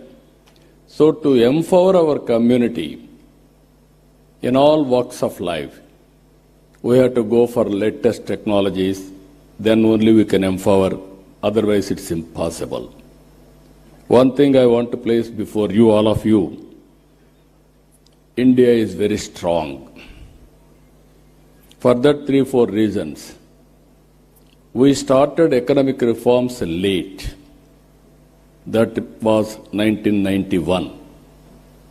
Even that economic reforms was started by P.V. Narasimha Rao. He is also Telugu, bidda from here only, from Andhra Pradesh only. Second advantage for India, 1995, technology evolution. I can say revolution. India took first mover advantage. I am very happy I played some role on that, major role. I remember ecosystem was not conducive at the time. Education, supporting infrastructure and operations, everything. Then I used to fight successive prime ministers, 3 prime ministers, for deregulation of telecommunication sector. Sometimes these are all the pleasant memories we have to remember. At that time, there are 2 public sector companies. One is BSNL, even today that is there. BSNL domestic calls. Another is VSNL international calls. At that time, my son was studying in America, Mr. Lokesh. As Chief Minister, I was not ventured to telephone to him because of heavy bill. Then there will be question and answer in assembly. I have to answer all those things. And also at that time, there was a lightning call. Immediately they had to connect, expected to connect. It used to take 1 week, 7 days. At that time, there were manual exchanges. That operator is supreme. He wanted to give lightning call, he can give. Otherwise, he will avoid. That were the days. I studied all over the world. Countries are moving very fast, contributing cell phones, everything. Then I used to talk all these things. Then when I spoke about cell phone, everybody held me, political opposition. Cell phone can give food or shelter or water, what you are talking, why you are doing all these things, who wants this, like that. Today, after 25 years, wife can live without husband. Husband can live without wife. Both cannot live without cell phone.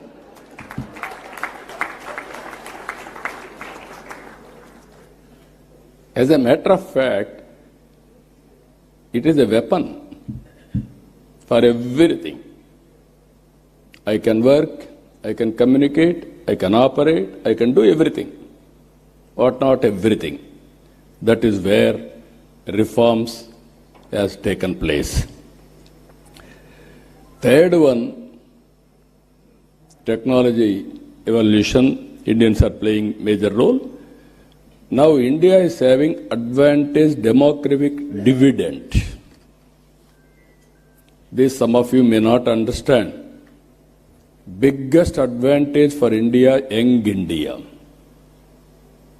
Always youngsters can take risk. While all other countries are facing aging problem, this demographic dividend advantage will be there up to 2047.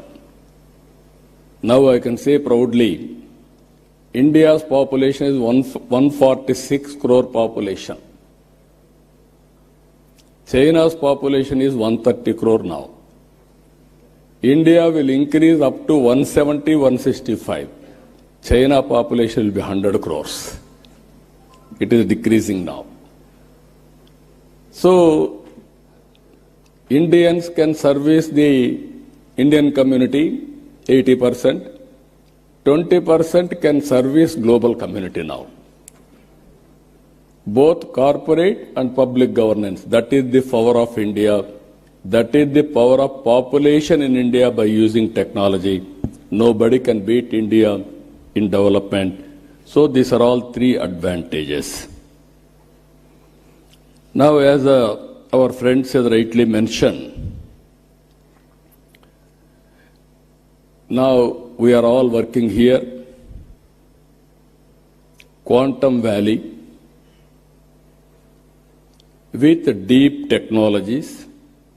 This is very order of the day. Earlier, only IT and applications. Now, as on today, AI has become a reality. Deep technologies are becoming a reality. And also, one example I can give you what my plans. Andhra Pradesh is having some advantages. One is Sriharikota satellite launching pad for India. I wanted now, Honorable Prime Minister under the Government of India has allowed private investment in space technology. We wanted to create space technology, space city, aerospace, defense and civilian, huge demand in India. We want to go for aerospace and also electronics. Earlier, India was importing. Today, we are exporting.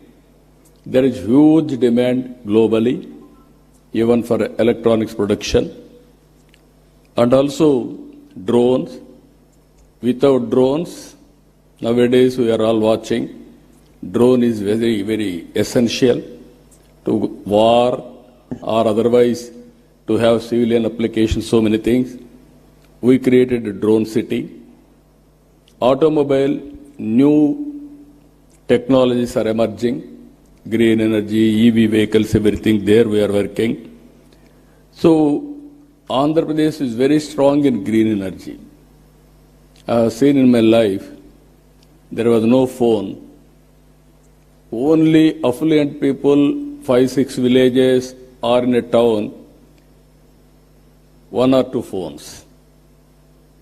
In 1989, when I started 1978 as MLA, 89 I contested from Kuppam. For the last 9 times I'm winning there. I announced in Kuppam in one public meeting, I am going to bring electronic exchange. Then my opposition criticized me, how he is going to bring electronic exchange?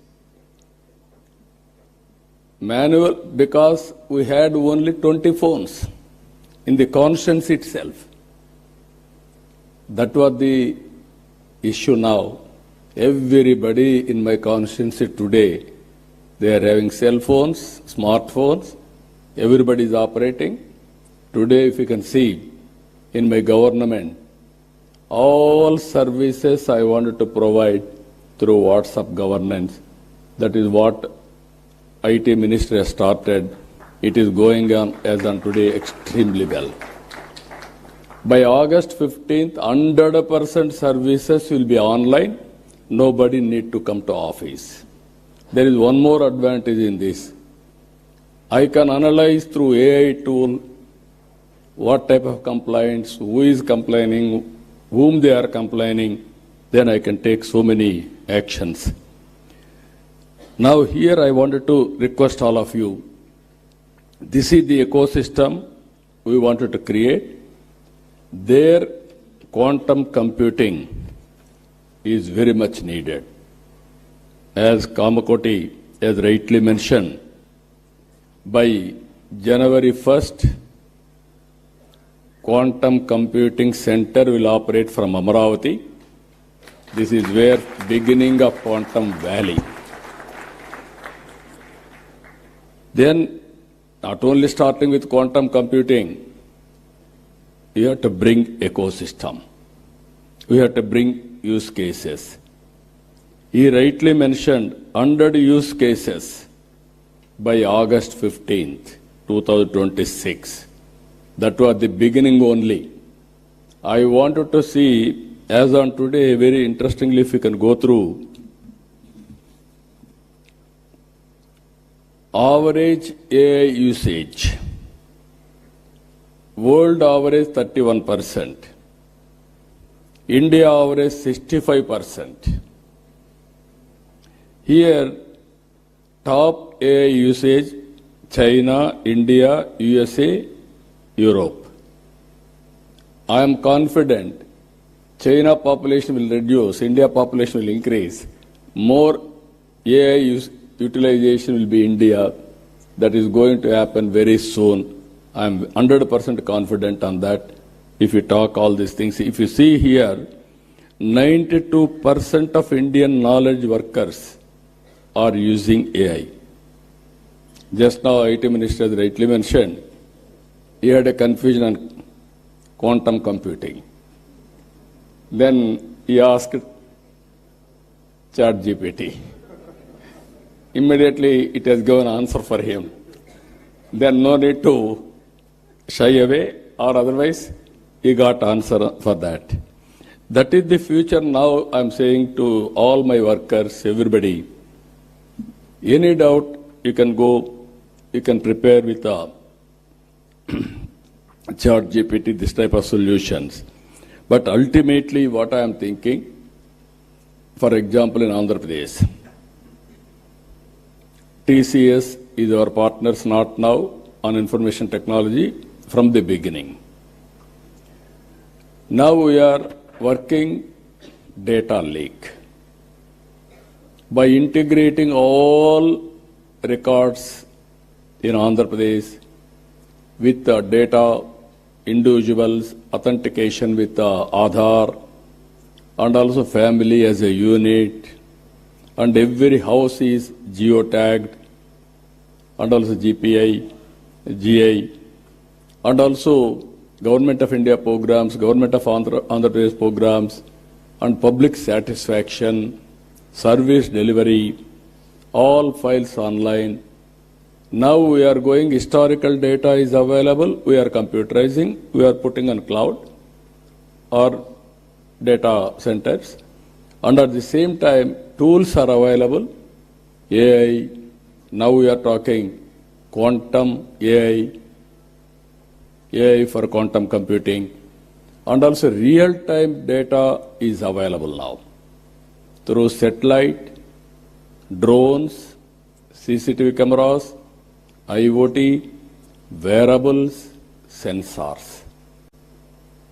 By creating aware, we are getting 42 parameters real time.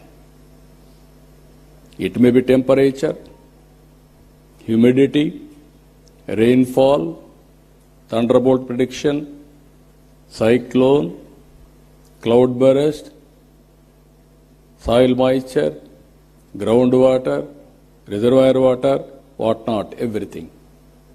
Even pest, crop pattern, prediction of crop yield, so that I can plan it for marketing. If I get all these things, for government, if I link with quantum computing, real time, I can get data, historical data is available, knowledge is available globally, computing with AI, quantum computing. I can communicate real time to the last mile again for execution. That is a game changer for future, either for health, either for agriculture, either for any walks of life. If you can do that, then youngsters are here, startup companies, and also this ecosystem players, huge market, pharma industry. Now they are doing, Suchitra is here, they are doing biotechnology.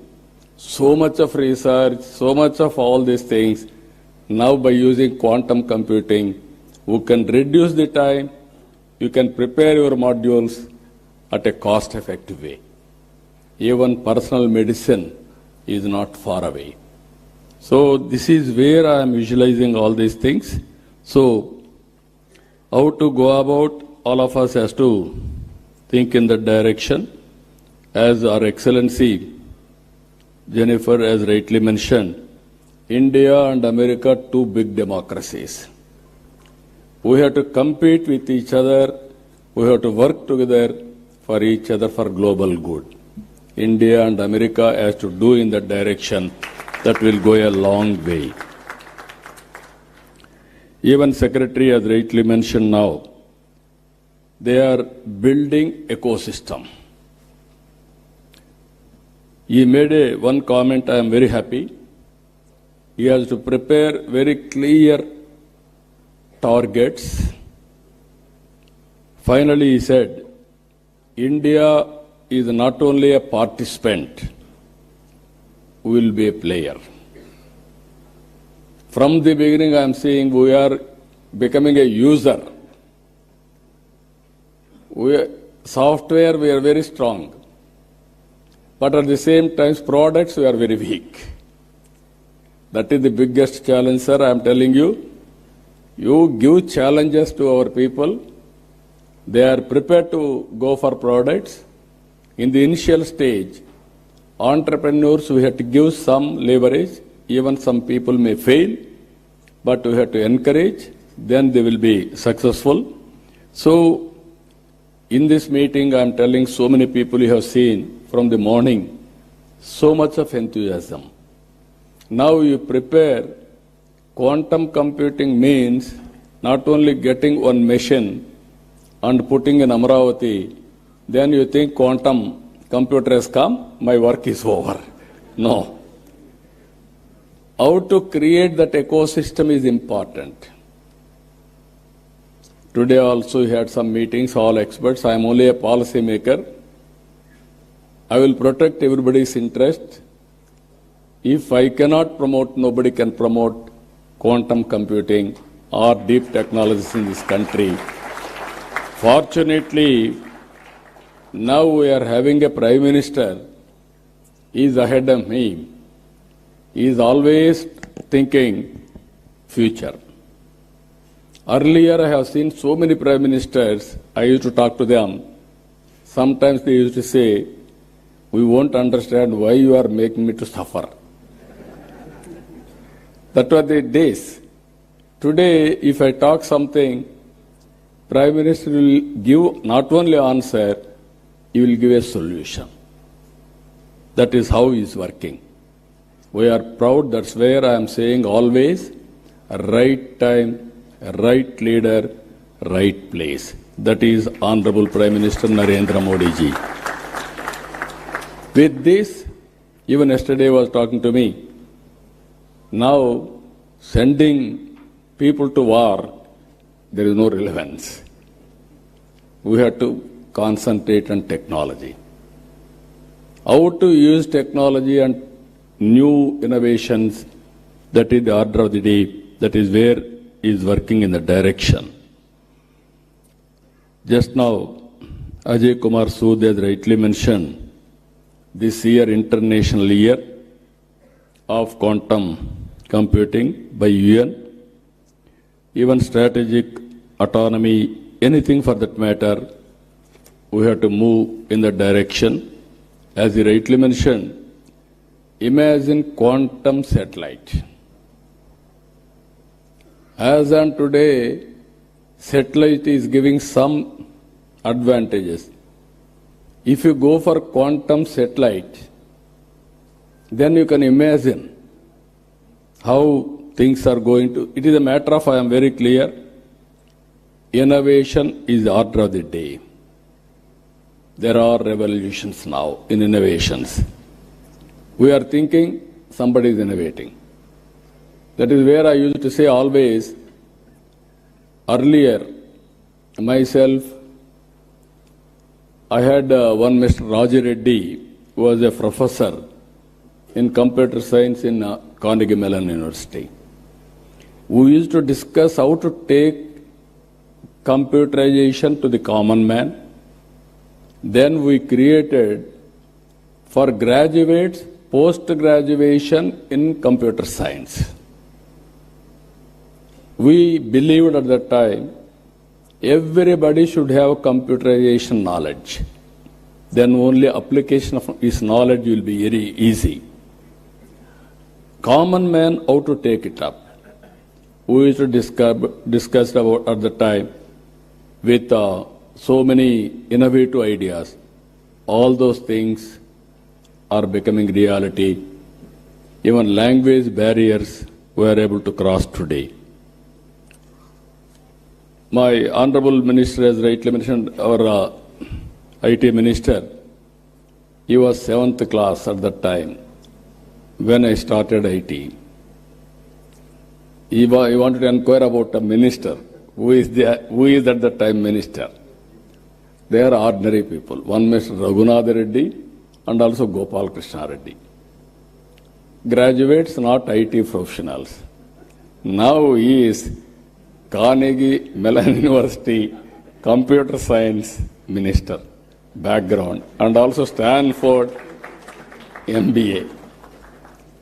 Both are very good in designation. Now he has to understand IT and apply IT and also use quantum computing and produce outcomes, use cases. That is his responsibility as minister. That is where I am giving a vision now, and also we are giving concepts, vision. He has to get it done now. As Honorable Minister has rightly mentioned, Government of India is committed for a cause through quantum mission, and also Government of Andhra Pradesh has taken lead. He created some hubs, all these things he explained all of us. Funds, resources is not the constraint. When there is a will, everything will fall in line. We can create wealth. We can generate revenues. Again, we can spend money. That is how economy will run. So all friends are here.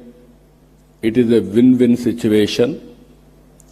All ecosystem players I am requesting, you join us for this great momentum. I don't have any doubt we will achieve it. But as our friends have mentioned, India should become a player, not a participant. Any ecosystem we have to create. All international companies, I am telling you, if you miss now, you will miss forever. Nobody can venture missing India. It is a happening place, and also no longer if you think we will develop a product, we will market in India. No, you develop a product in India and you use Indian market also and also Indian resources. So with everything, we are having clear vision. We will transform our vision with the support of Government of India. Friends, I am requesting, sky is the limit for innovations. You are thinking somebody is innovating. Essence of time, you have to keep it in mind. Move in the competitive world, then everything is possible. I am very happy by seeing all of you, so much of response. Even our people have stopped at one stage further registrations because room is very full. That is the enthusiasm it has created now. As our people have rightly mentioned, we have created one ecosystem, Ratan Tata Innovation Hub at Amaravati, and also 5 zones, 5 spoke models. We wanted to bring industry to lead, academic institutions as knowledge partner, and also I wanted to promote in a big way every one family, one entrepreneur. Earlier I promoted one family, one IT professional. It has served my purpose. Today I am promoting one family, one entrepreneur, that is especially in a knowledge economy, working from anywhere, it is not a big issue. Think globally, act globally, distance is not the constraint. From Vijayawada or remote village in Andhra Pradesh, you start a company, you can serve the global community. That is the for today. That is going to happen for future. With this, for all our endeavors, quantum computing is going to play very crucial role. It will be next level. It won't come below this. With this excellent meeting, always I am saying I am a student, learning from others, and through public policies, I wanted to implement for the empowerment of people. Even today, by sitting here 4 or 5 hours, I am writing everything. I am understanding next level of technologies, how to integrate in my governance. I am very happy. Excellent occasion, very good momentum. Today you are going to declare Amaravati declaration. That declaration will take it up to the logical conclusion. I am assuring you again and again, any hurdles, I will work it out, I will sort it out. But Government of India is here, there won't be any hurdles now. Everything is positive. So, good luck for all of us. Thank you. Excellent day. All of you joined. All giants are here. National, international experts are here. Now everything is possible. Good luck for all of us. Thank you. Thank you one and all. And this vision derived a standing ovation from all the investors. Thank you, sir. Thank you so much for the wonderful and inspiring words, sir. Thank you very much, sir. And now I request the Secretary of Government, IT and C Department, Government of Andhra Pradesh, Sri Bhaskar Katamaneni IAS, sir, to please come forward for the Amaravati draft declaration.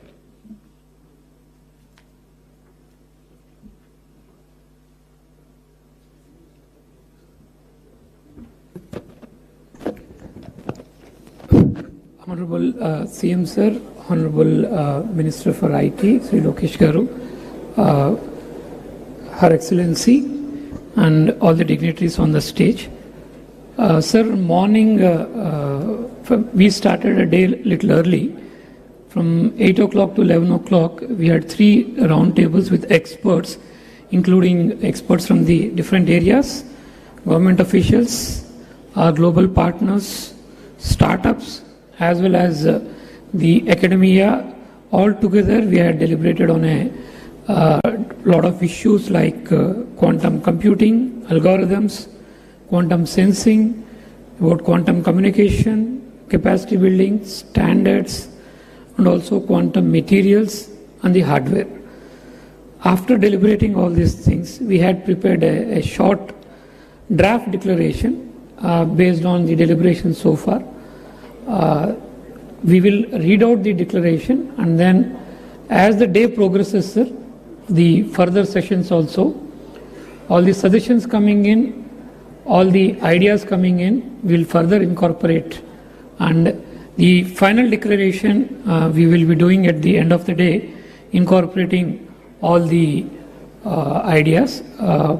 In your presence, we want to take your guidance also, and a few of the experts would be leaving after this session. So we wanted to take this opportunity to also have their ideas on that.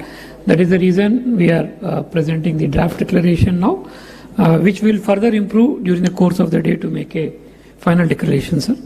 So I'll read it out, sir. The preamble to the declaration, recognizing the transformative power of quantum technologies to advance computation, secure communication, high precision sensing, and national resilience, and inspired by Amaravati's vision to be India's quantum gateway.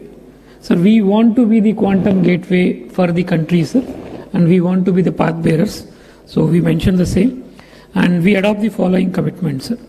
So the joint commitment, sir, is that we want to create a living lab infrastructure because these technologies are still evolving and they'll continue to evolve for a few years. So initially, sir, the first step, we want to create a Quantum Valley, wants to establish India's largest open quantum test bed so that a lot of startups and companies can come and start using that. We had put a stiff target of 12 months to start this test bed here. And this initiative will integrate quantum computers, QQD fiber links, deployable sensor platforms to enable the pilots across sectors like all sectors. We just mentioned few, but across the entire spectrum of industry like health tech, agri-tech, BFSI, logistics, defense, space, every sector can come and do their experimentation here. We'll provide end-to-end access to the quantum hardware, to the algorithms, to the tools and expert support, and also everything would be housed and hosted within a specialized tech park, which we will start in partnership with industry and academia, aimed at accelerating domestic R&D and capacity building. So few targets we have put, sir. By January 1st, 2026, this is your vision, sir. We want to establish the first IBM quantum system within Amaravati Quantum Valley, which would be, as our Honorable Minister has indicated, would be the first in the South Asia, and that would be our first step. But of course, sir, we will not be putting all our eggs in one basket, and apart from this, all the existing and coming technologies, different technologies also, the computing systems will be put. Currently we have 4 systems which are being pioneered by different organizations. By 2028 we wish to have all the 4 systems, and anything that comes between 2026-28 also, we are very selfish, we want those systems also to come into Amaravati Quantum Valley, sir. And by the time the January 1st, 2026, the quantum system of IBM comes, we want to have at least 100 algorithms to be ready to be started to be used. So we want to fast pace that, keep the algorithms ready to be used on, to be run on the system, sir. By 2028, as you have said, other technologies also would be brought in. We expect that at least a capacity of 1,000 algorithms running in the system. And by 2029, we want to have an effective qubit capacity of around 1,000. So we are running in line, slightly very ambitious compared to the National Quantum Mission targets, but we wish that we can do that, sir. And we also want to focus on indigenous supply chain systems where cryoelectronics, photonic packages, quantum safe chips and control system. Most of the partners and most of the people and speakers felt that last time in the IT revolution somehow we have missed the hardware and the chip ecosystem, and this time we should not do that, and we should ensure that from the computing systems we should also take advantage and build the hardware ecosystem where we are able to manufacture the hardware chips required within the country itself and also export to the other parts of the country, what Taiwan is able to do for the world today in the normal chips which are using processors and all. In terms of quantum chips and quantum hardware, India should become the place, and Amaravati Quantum Valley should become the place where the chips and hardware are designed and manufactured. And regarding talent and capacity building, so we want to establish one Amaravati Quantum Academy in the next year, which from the first year could start training 500 specialists in the quantum technology and ultimately reach a potential of about 5,000 persons who can be trained on different areas of quantum technologies. And then academic enablement, we want the first mover, we want to have 20 universities in AP and about 100 in India. This is in line with the National Quantum Mission targets. Can start the courses in undergrad, postgrad and PhD programs. The timelines we have put to ourselves by about January 1, 2026. The curriculum would be ready. Our state government higher education department is actively completing that part. And by the next year, by 2027, we want to have the courses all started everywhere. and then take advantage of. And then we also want to make a place for the startups and the investment. We want to be investment catalyst, start 1,000 crore dedicated quantum fund where the startups can access the fund and also the infrastructure, and then to support at least 20 quantum hardware startups in the first year, and then reach a number of 100 by 2030.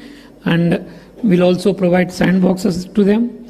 We also want to attract at least 500 million in quantum technology investments by January 1, 2027, and go to a target of $1 billion by January 1, 2029, covering all areas of quantum technologies like chips, sensing, communication, hardware, and other technologies.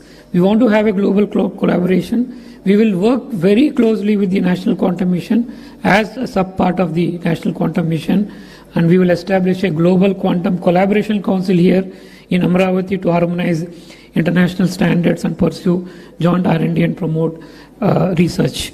And in terms of governance and accountability, we will want to have a multi-stakeholder Amaravati Quantum Valley mission, which is already the work we have started on that, which will have multiple working groups to identify use cases of using quantum technologies, different sector.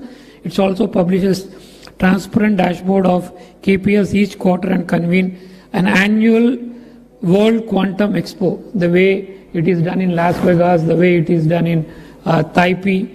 We want to also do an annual program here so that we become the nucleus and catalyst where all the experts from around the world can come, discuss, and showcase their technology, and we can do a lot of collaborations there.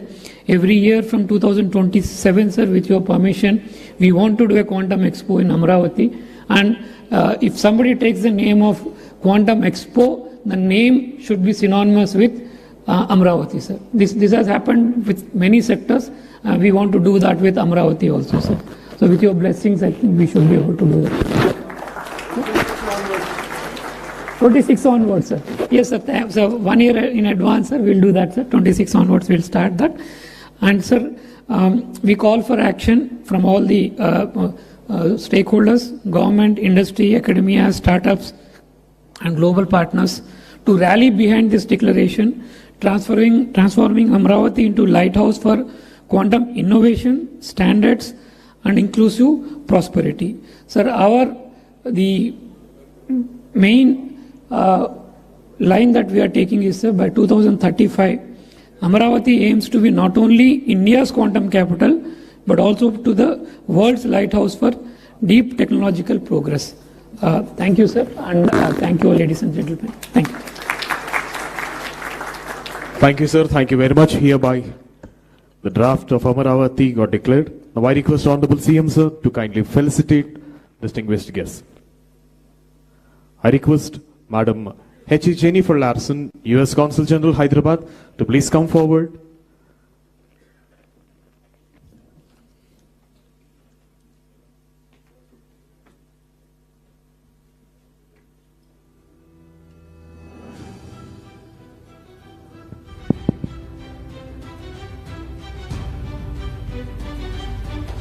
H.E. Jennifer Larson, U.S. Consul General, Hyderabad.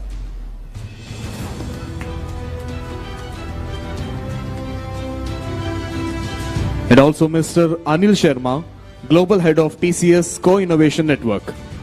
Mr. Anil Sharma Garu is requested to please come on to the dais. And the next, Ms. Suchitra E. And next, Ms. Suchitra K. Co-founder and Joint Managing Director.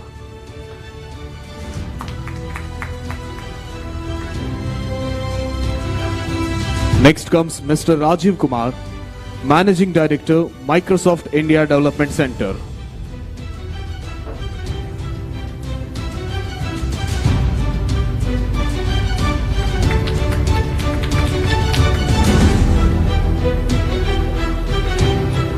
Mr. Rajiv Kumar, Managing Director, Microsoft India Development Center, IDC. And the next comes Mr. Amitabh Ghoshal, Vice President, India Operations, L3 Harris.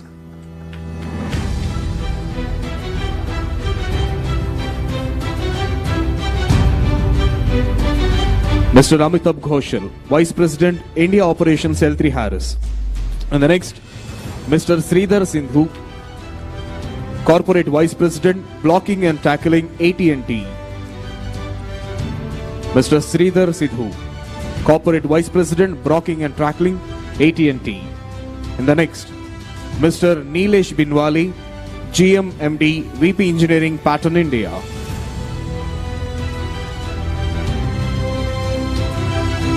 Mr. Neeraj Biniwali, GM MD, VP Engineering, Pattern India. Next, Mr. Manish Verma, Head, India Innovation Center, Warner Bros. Discovery Media.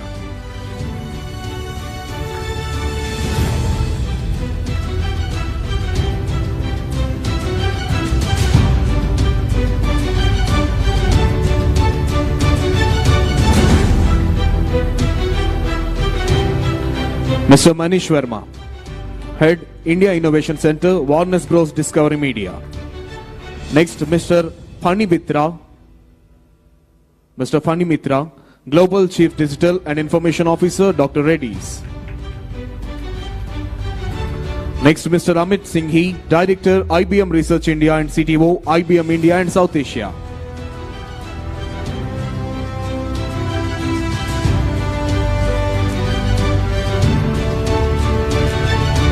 Mr. Amit Singhi, Director, IBM Research India and CTO, IBM India and South Asia. Mr. Rahul Sharma, Managing Director, USIBC. Mr. Rahul Sharma, Managing Director, USIBC. And next, Air Marshal DC Kumaria, formerly Vice Chief of Indian Air Force, Military Advisor to BAE Systems India. We invite Air Marshal DC Kumaria, retired.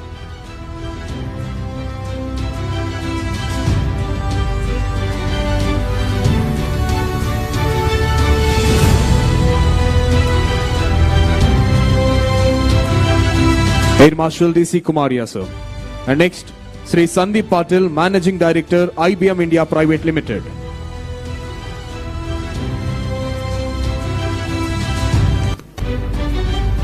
Sri Sandeep Patil, Managing Director, IBM India Private Limited.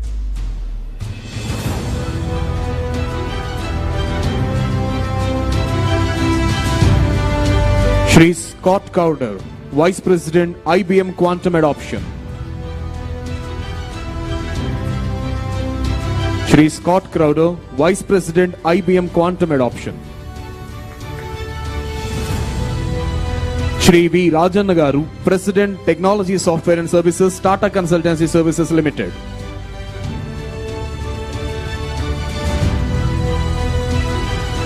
Sri V. Rajanagaru, President, Technology Software and Services, Tata Consultancy Services.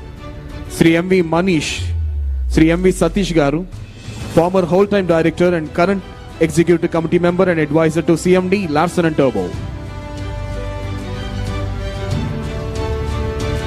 Shri M.V. Satish Garu.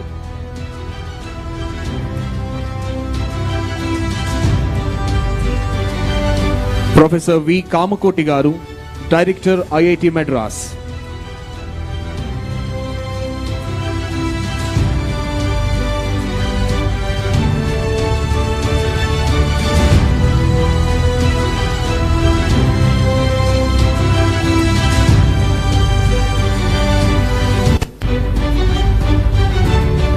Professor V. Kamakoti Garu, Director, IIT Madras.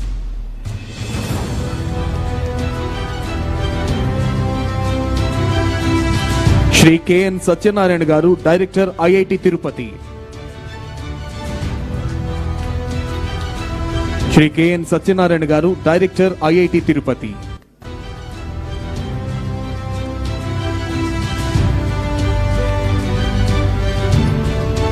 Professor Abhay Karandikar Garu, Secretary, Department of Science and Technology, DST, Government of India.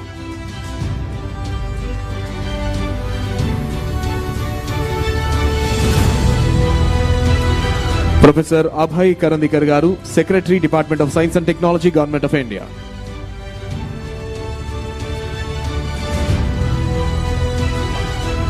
Professor Ajay Kumar Sood Garu, Principal Scientific Advisor to Government of India.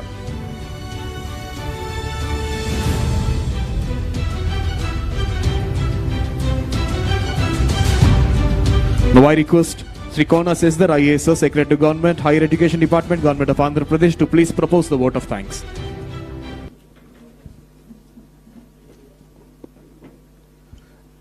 Good morning, everybody.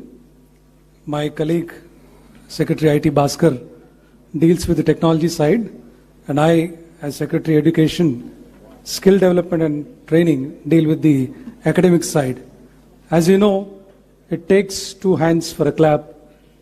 I assure you, sir, that we'll work very closely along with industry to realize your vision.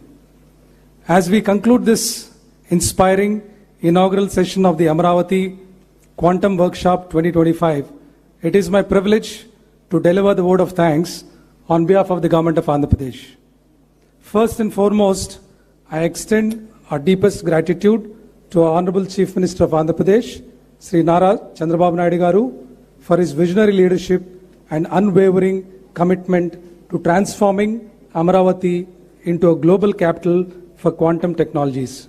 Sir, your presence and your words today have not only energized us, but have also reaffirmed a collective mission to build the Andhra Pradesh Quantum Valley as a beacon of innovation for India and the world.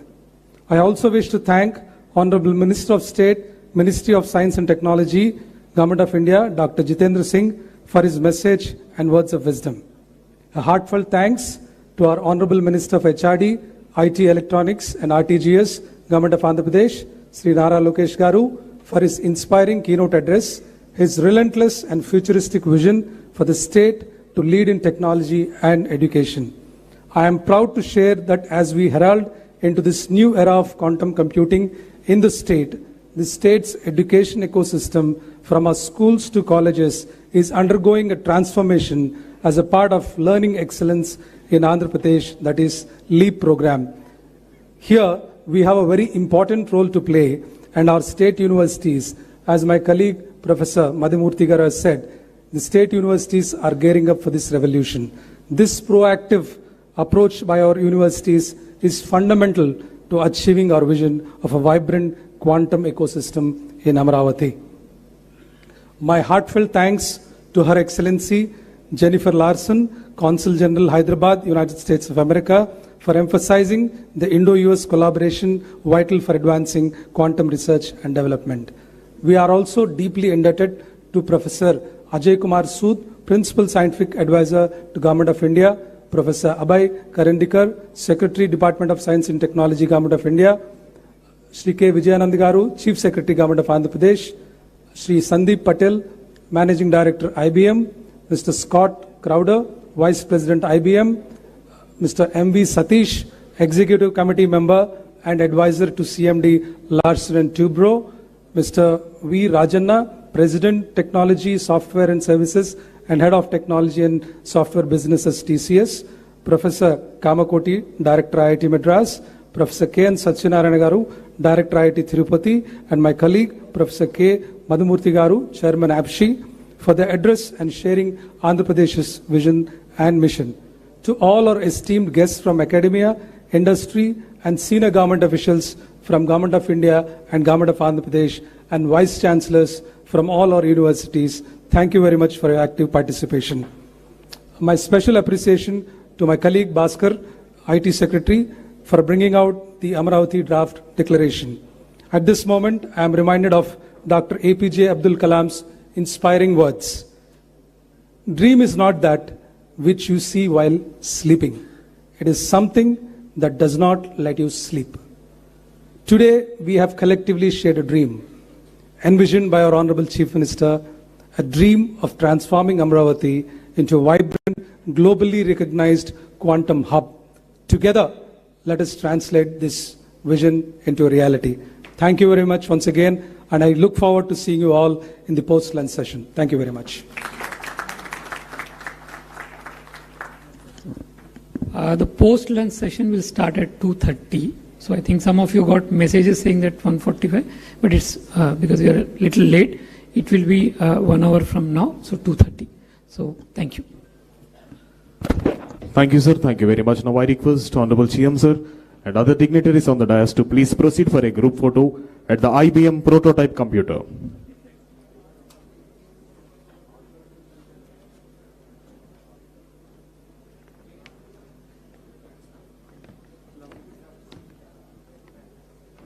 Check. The IBM Quantum System 2.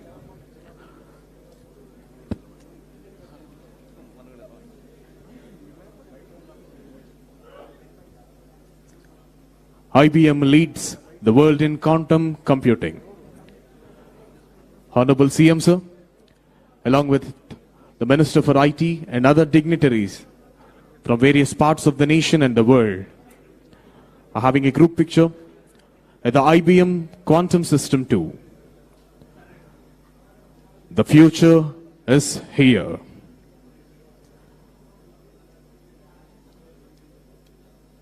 Just at the very coolest temperature, 15 millikelvin.